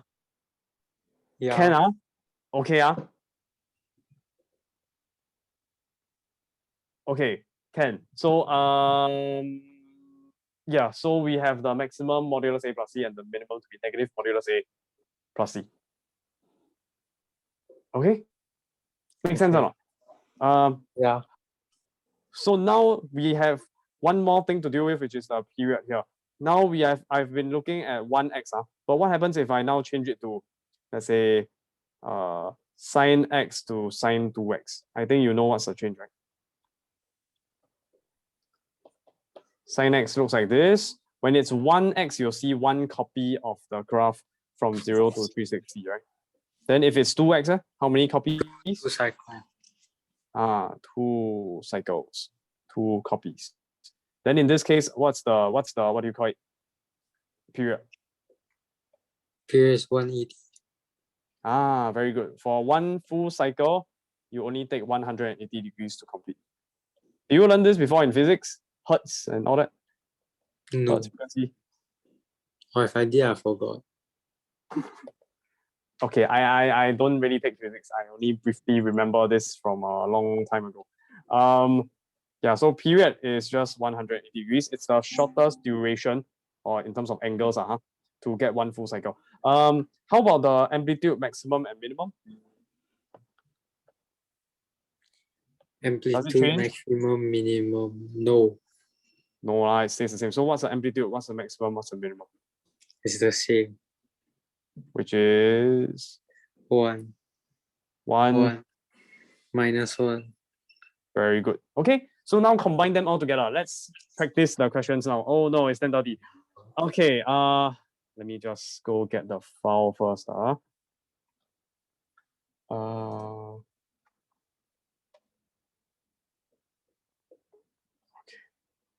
Yeah, so let's Wait a minute.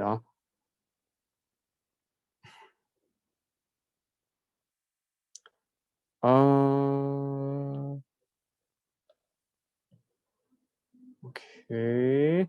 And then you go to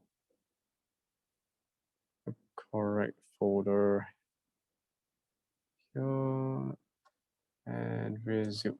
Okay, Ken, let's try these. Wow. Okay, I might have talked too much. Okay, let's just start practicing the questions now. Right. Okay, let's do question 1.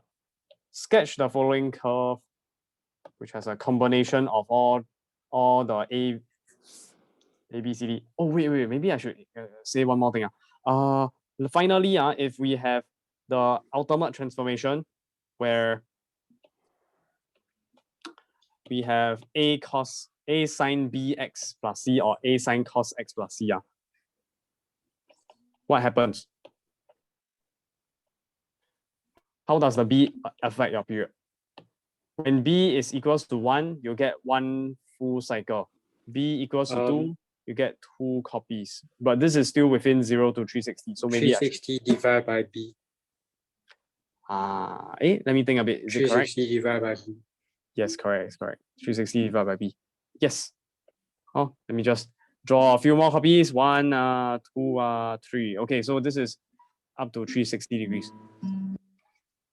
Okay, so 360 degrees divided by B. That will be the period.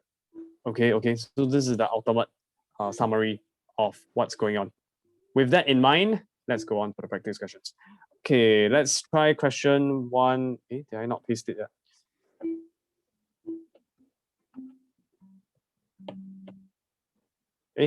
I'll just paste this at the corner. And question 1. Oh no, don't have enough time. Okay, let me try and use square box this time so that it looks a bit neater.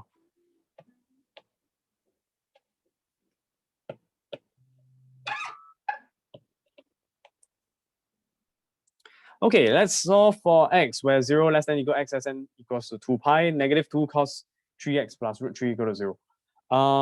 Okay, this guy, maybe I shouldn't have parked it here. Maybe I'll ask you this question instead. Sketch for me the curve. Did I mention? Yeah, sketch the curve. Can I just change this? Y equals sketch. Maybe we don't start with 2 pi. Let's just start with 360 degrees. How would you sketch this curve? Want to try? How will I sketch this curve? I'll start with just doing cosine first. Oh, actually, this is quite distracting. I'll just change back to my line paper. Sorry. Yes, start with cosine first. Okay, so let's just draw a sketch of the cosine curve. So something like this. Ken? Okay. That's y equals to 1 cosine of 1x plus 0.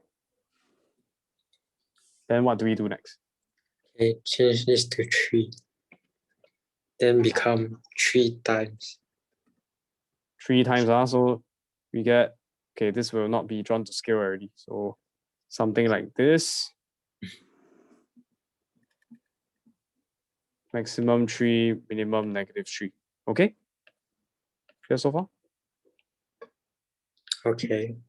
Then this is what graph? This is y equals? Wait, isn't this y equals 3 cosine x? Correct. But you need cosine what? 3x. Oh, wait, sorry. Oh, did you mean to 3x? Oh, you meant to draw cosine 3x as in cosine 3x. Sorry. Okay, let me redraw. So what happens? How do you sketch the curve? Okay, I like that, but like this looks like very bad. Yeah, okay. So maybe if I can just make it a bit longer, like the like this, maybe what? Wait, let me think a bit.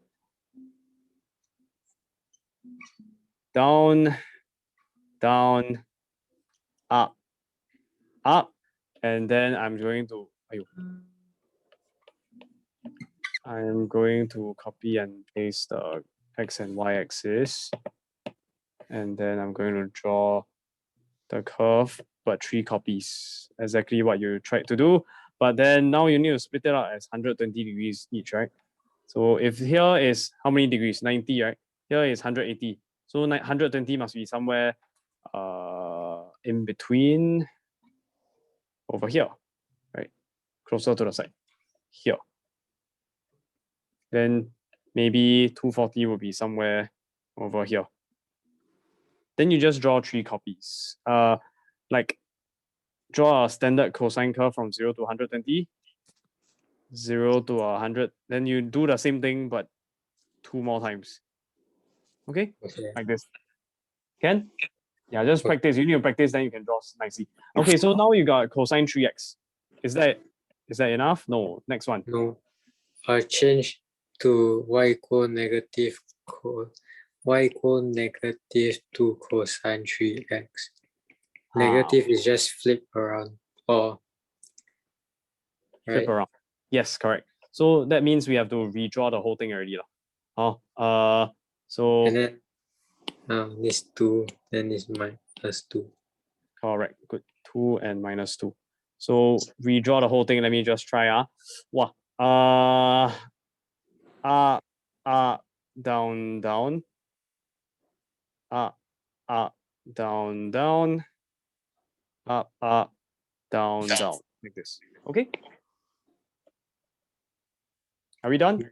Oh, plus root 3. Yeah, plus root 3. Max become 2 plus root 3.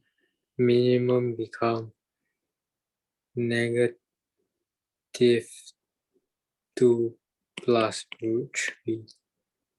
Yes. So maybe then we have to think a bit. Negative 2 plus root 3. Root 3 is around 1.7. So negative 2 plus 1.7, is it still negative? Negative 2 plus 1.7 is still negative. Okay. Then the positive 2 plus root 3, of course, it becomes even more positive. So over here, maybe I just write it down like this. 2 plus root 3. That one is negative 2 plus root 3. Okay. And then what you realize is that the graph x-axis, actually, you can think of it as moving it down by a few units, right? Did you see that? But do you go below the graph, or do you touch the point, or is it in between? Do I touch the... Is it option? Okay, I gave you a few options. Okay. This one touching the curve here. You're touching the tangential to the curve. Or middle one. Let me label the options A, B, C, D first. Option 1, 2, 3, 4. Which one? Option 1 is the original, so definitely out, right? Option 2. Correct. Option 2. Yes, option 2 is correct. 3 and 4 is out. So let me just redraw it nicely with just the option 2. So where is my option 2? This is not right. Also not right. Okay, this is correct. Can? Then the intersection, can we still know the values? Do we still know the values? Is it still easily found?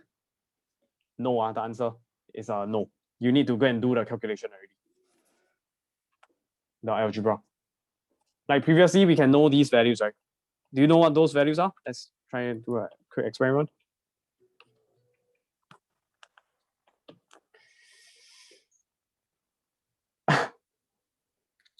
Oh my god. Okay. I mean 30 and 90. 30 and 90. Let me think a bit. At first, it will be 90 degrees and 270 degrees. But because you divide by 3, so it's 30 and 90. Yes, correct. Good. You flip it upside down, still doesn't change the intersection. So let's continue with that 30 and 90. But is this and that, the two intersections here, still 30 and 90?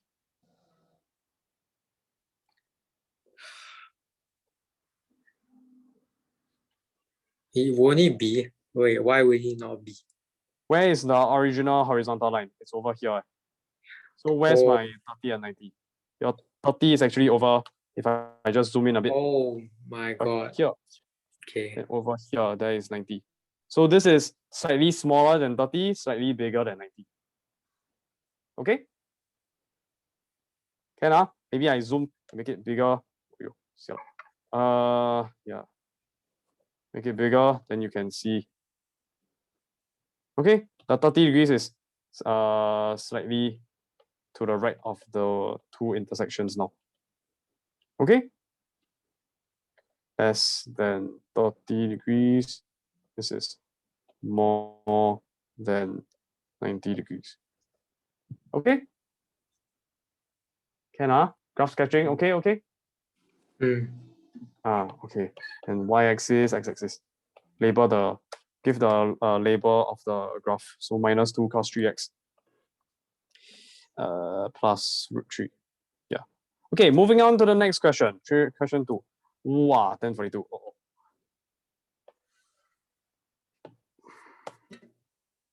This time it's a bit more challenging because now you have two different graphs and you want to draw it on the same axis. On the same axis, draw from 0 to 4 pi the following graphs. So let's just do a quick sketch first before we combine them. Y equals to -2 cos 2x plus √3 is just, it's different from the previous graph because now it's 2x.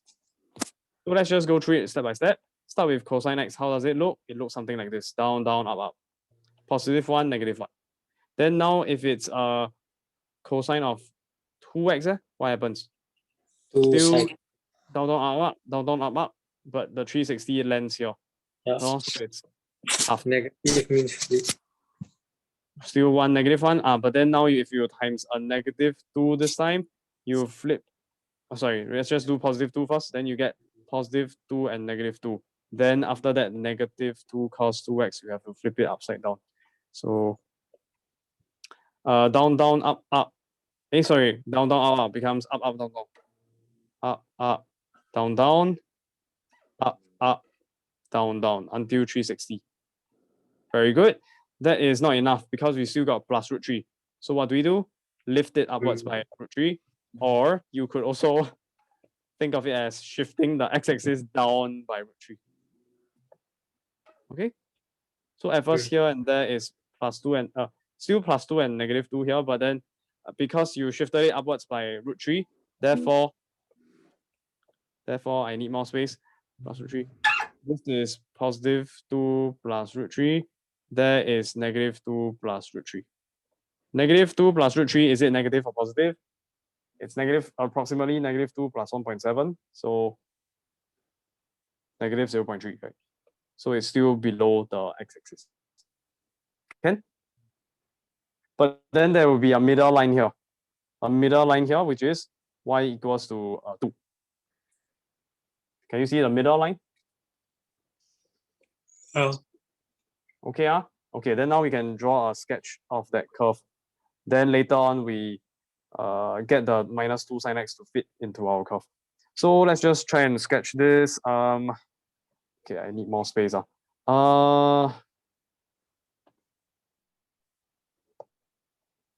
I'm gonna shrink this down. Increase the thickness a bit.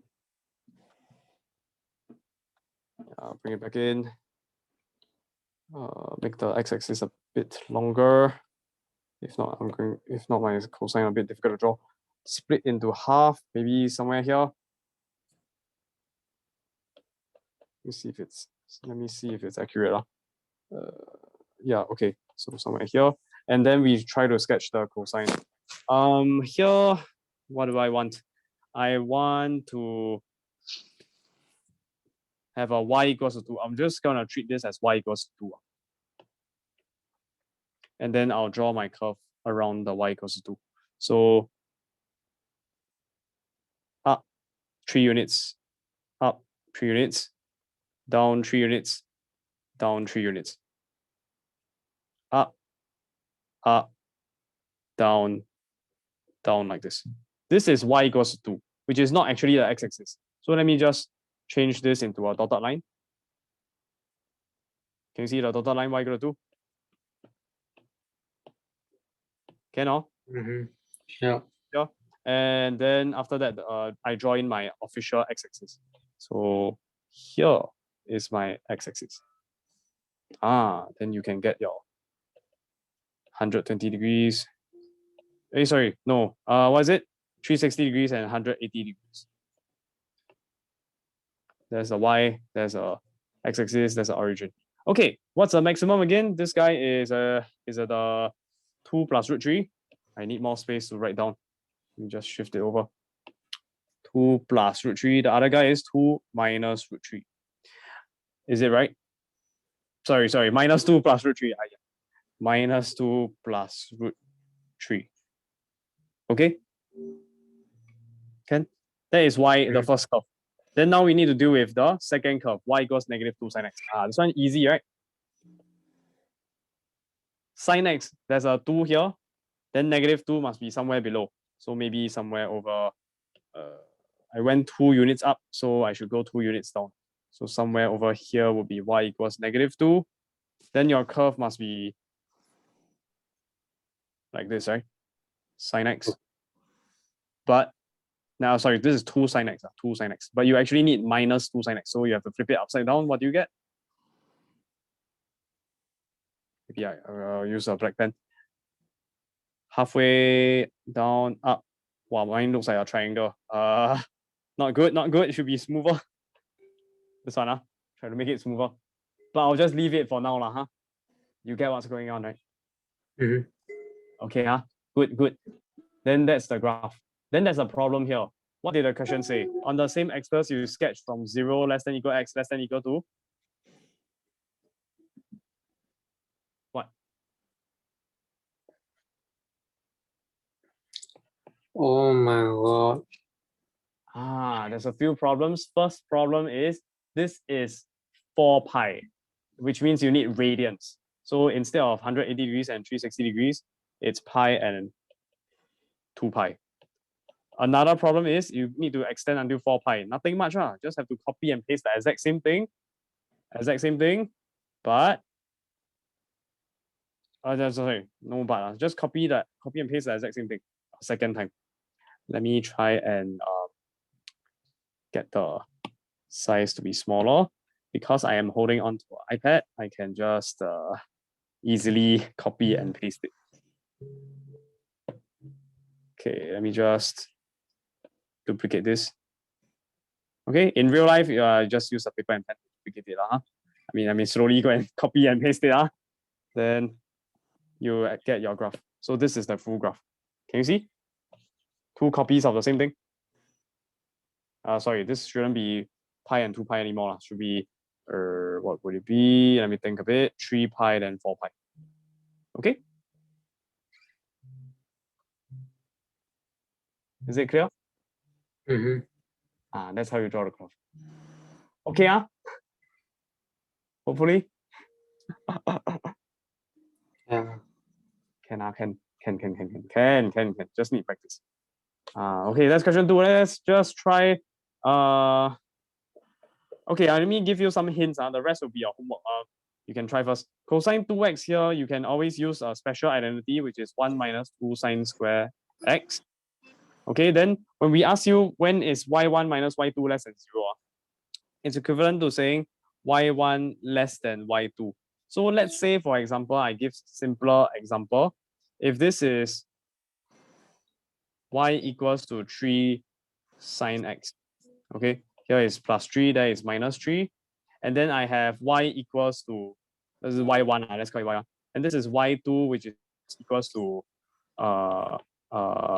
let me think a bit, passes through, what's this guy, pi, right? So the gradient would be what? 3 over pi x minus 3. Okay, this is the equation of y2, a straight line. Then my question is, when will y1 be less than y2?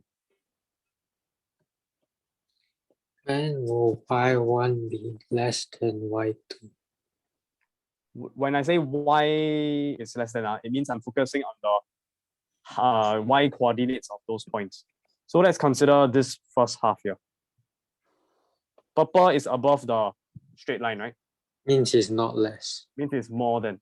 Yes. Then exactly intersect means exactly equal. So if you want less than, it means that you want the graph to be below. So it's this part here.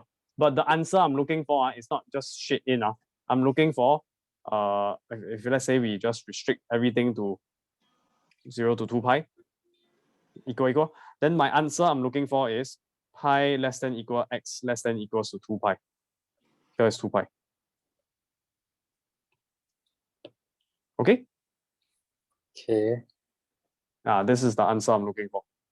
With that, you can do the question already. Just practice. Draw the graph, then figure out which part of the graph is below, which one is above. And which one do I want? I want y1 less than y2. So y1 below, y2 above. Below, the guy is above. And then the rest you can practice. Yeah, then we also go through, I already went through with you, right? P sine qx plus r, that kind of question. You can try on your own based on this graph. From the graph, you deduce what is the P, Q, and R working backwards. Right? We already practiced that during class just now. And now got question 9 and 10. Where's my question 10? Wait, where's my question 10? Never save. Oh no, where's my question 10? Let me see. Did I not save it? Wait a minute, hold on a second.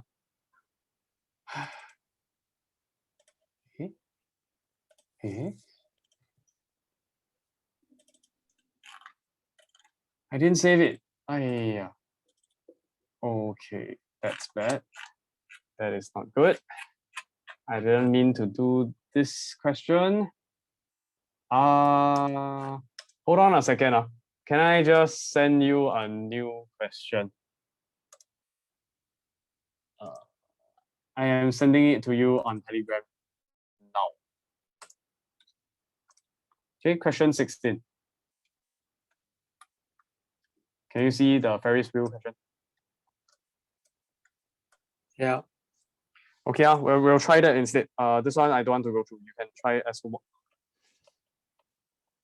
Okay, last question for the day. Ferris wheel question. This is, let me just find the right page first. This is Ferris wheel question 16, Rajan. Okay, so read the question. Ferris wheel. The diagram shows a Ferris wheel of a diameter 40 meters and whose center is 25 meters above the ground. So let's draw the Ferris wheel, draw a circle. Then after that, we're going to draw a copy of the diagram. Here's the center. There is 40 meters. There is a triangle to represent, I don't know what is the support that they are building to help keep the Ferris wheel above the ground. There is the ground that I've just drawn a horizontal line. Then there's a 25 meters here. Okay, and then there is a, what do you call this? A horizontal line, a diameter, I guess, that extends from here to here. And you have a dotted line, you have an angle that it makes with this positive x-axis, which reminds you of an x-axis and a y-axis already, right? And then there is this horizontal line here, a point A and a y. All right, so let's read the question. The diagram below shows a Ferris wheel of diameter 40 meters and whose center is 25 meters above the ground. The wheel takes 6 minutes, which is 360 seconds to make the complete revolution. I realized that I stopped sharing screen. Oh my goodness. Is it clear, this diagram? I just copied it. Okay. Okay. Am I still sharing screen? Okay, good. Can. Yeah. So let's just record down the information. 360 seconds for one revolution, means one full circle. There is a character called Rajan. He's at point A, and it is currently, point A here, currently 25 meters above the ground. As time t seconds increases, the height of Rajan's position above the ground changes. Let y meters be the height of Rajan's position above the ground. sketch a graph of y against time t through one complete revolution of the Ferris wheel. Assume that the Ferris wheel turns anti-clockwise. Can you visualize what's going on? This is a bit like the GIF that I showed you. Imagine you are eyeball staring at Rajan's height. And then you plot a bunch of points. I hope you realize that the height here, the height here is really just the same as this part here, right? Changing. If you have a different angle, you have a different height here. One I'm highlighting in pink. If you have a certain point in time when it's exactly here, and another point in time when you form this shape, there's another, let me use a different color. There's another height here. Then all these vertical lengths are the y values that we're going to plot. But there will always be one fixed constant. What is that constant? Let's figure out the radius of this circle first. Must be 20, right? Half. If this is 40 here, and this is 20, and this is 25, what's the height above the ground from the lowest point?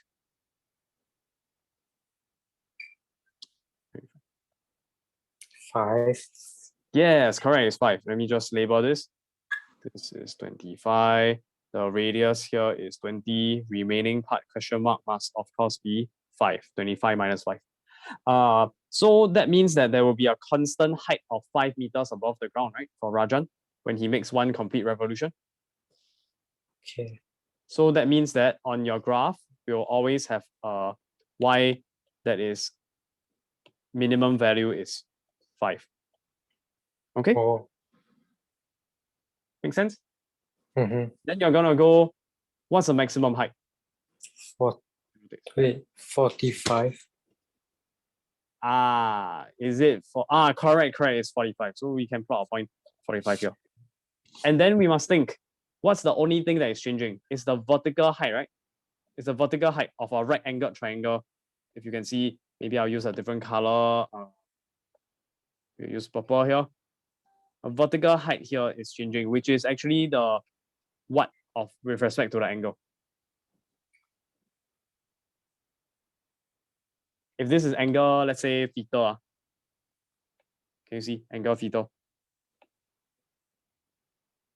Then what is this fella here? Can you express this length in terms of theta?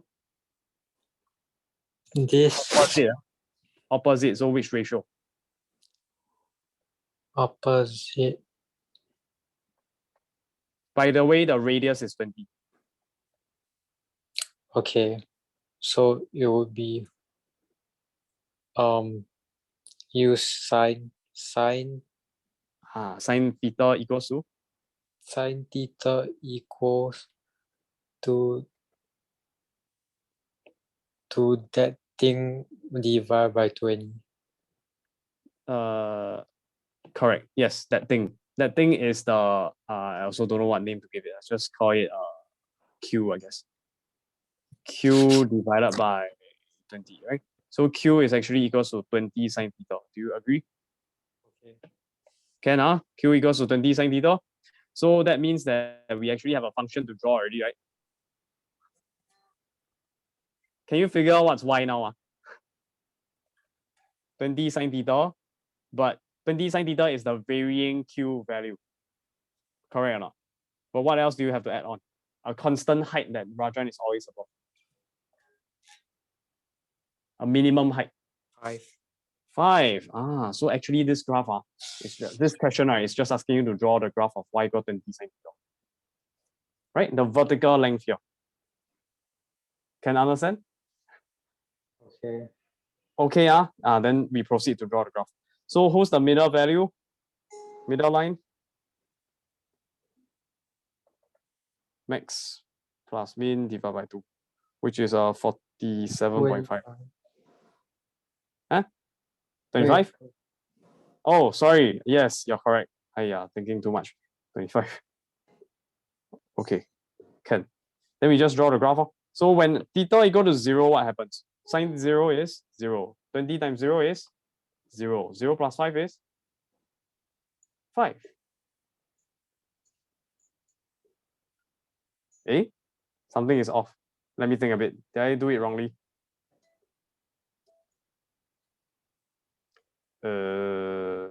Radius is 20. Sine theta is q over 20. 20 sine theta is q.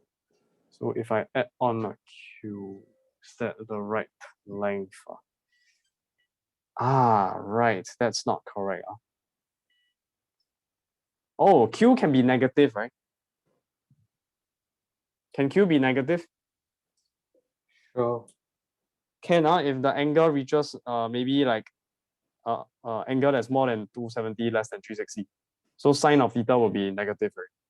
Then you will get a negative times positive 20, which should be negative. So actually we shouldn't take 5 as a reference point. No. Sorry, wrong, not 5. What should it be? Restart.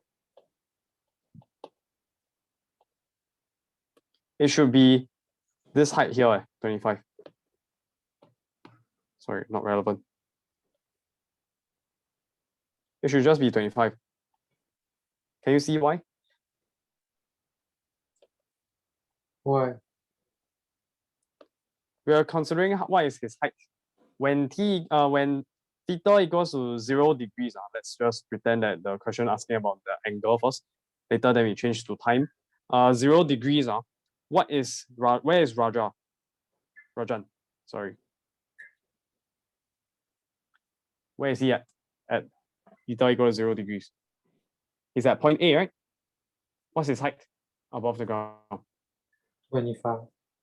25. So that's why if theta equal to 0 here, we should have an initial value that's 25 meters above the ground. That's why we need a 25 there. Okay, then as theta varies, the q will vary. You add on the q to the 25, right? 25 meters and then travel extra q distance. 25 meters, then extra q distance. 25 meters, extra q distance. 25 meters, extra tiny q distance. Eventually, q will be 0. So just 25 plus 0.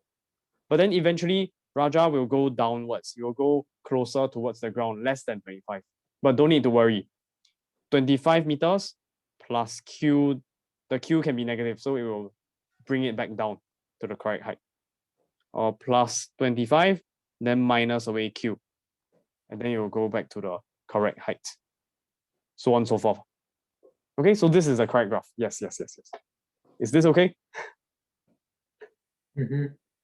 Can then we proceed to sketch the curve.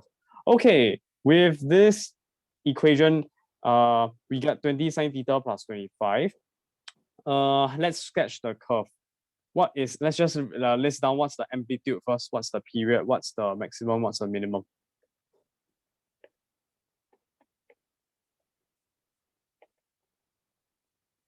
What's the amplitude?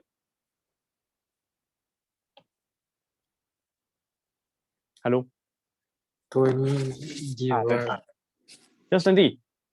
Just 20. My amplitude is the number in front. Right, remember? 3 sin x, then the amplitude is 3. Everything else doesn't affect it. How about period? 360. Okay, what's the maximum? Modulus 5 plus t. So 20 plus 45. Yes, just 45.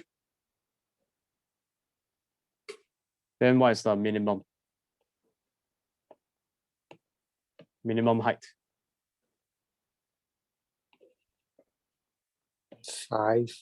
5. But how do we get it? It's actually negative modulus a plus c, which is negative 20 plus 25, which is 5. Okay. Can So we can fill in the blank. 45, 5, and the initial value is 25, when theta equal to 0. I think so. Then we can draw the graph. So just sketch the curve. A sine curve. Is that okay? This is 360 degrees. This is 180 degrees. But this doesn't answer the question. Do you know why? What did the graph request for? Write down an equation for y in terms of. Actually, before that, sketch a graph of y against time t, right? Through one complete revolution. One complete revolution means complete 360 degrees, but the question actually asks for time. How do we link degrees to time? How do we link?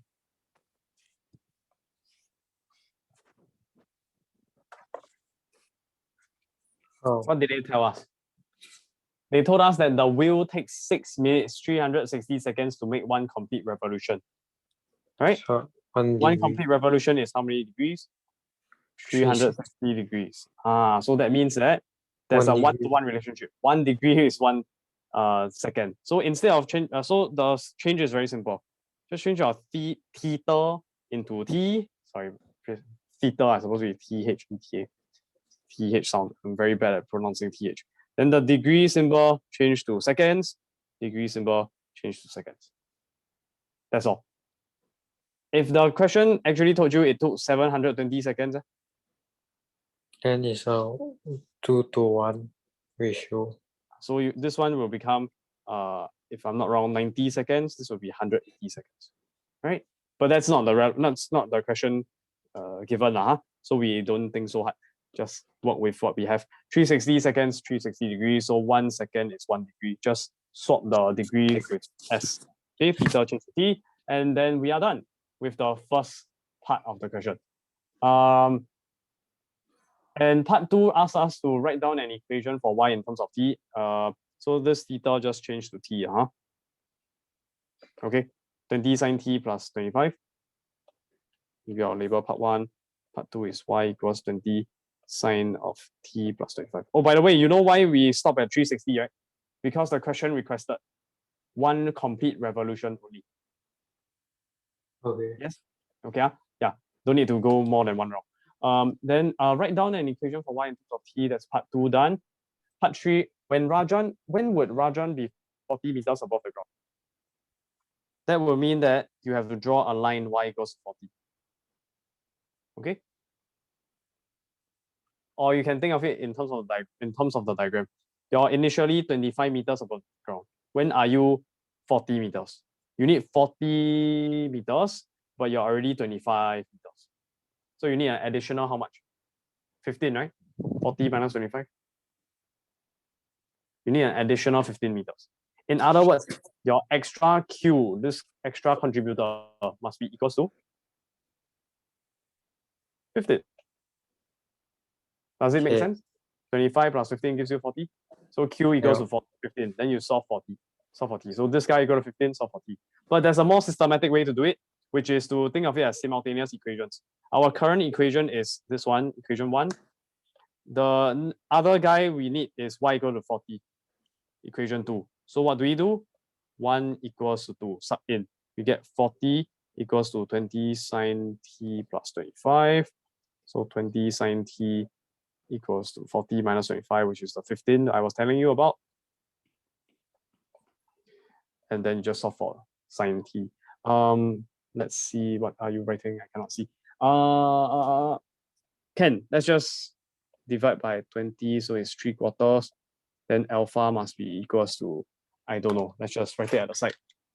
Sine inverse of 3/4. Do they want radians or degrees? They need time. Okay, but in this case, let's just work with radians, okay? Let's just work with radians to practice. So we get 0.84806 radians. Practice.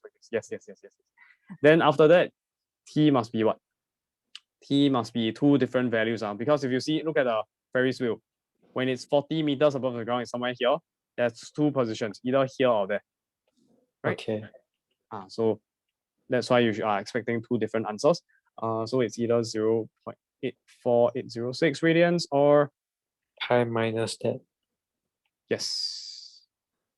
Because sine t is positive 3/4, so ASTC. Positive or positive. Okay. Then after that, you just type in a calculator round off 3SF. I'll leave that to you. Okay. Ken, the time will be in seconds. Not radians anymore. Seconds. because we have already converted it. Okay, it's in terms of t is seconds. All right. Okay, not done yet. That is only part 3. This is part 3.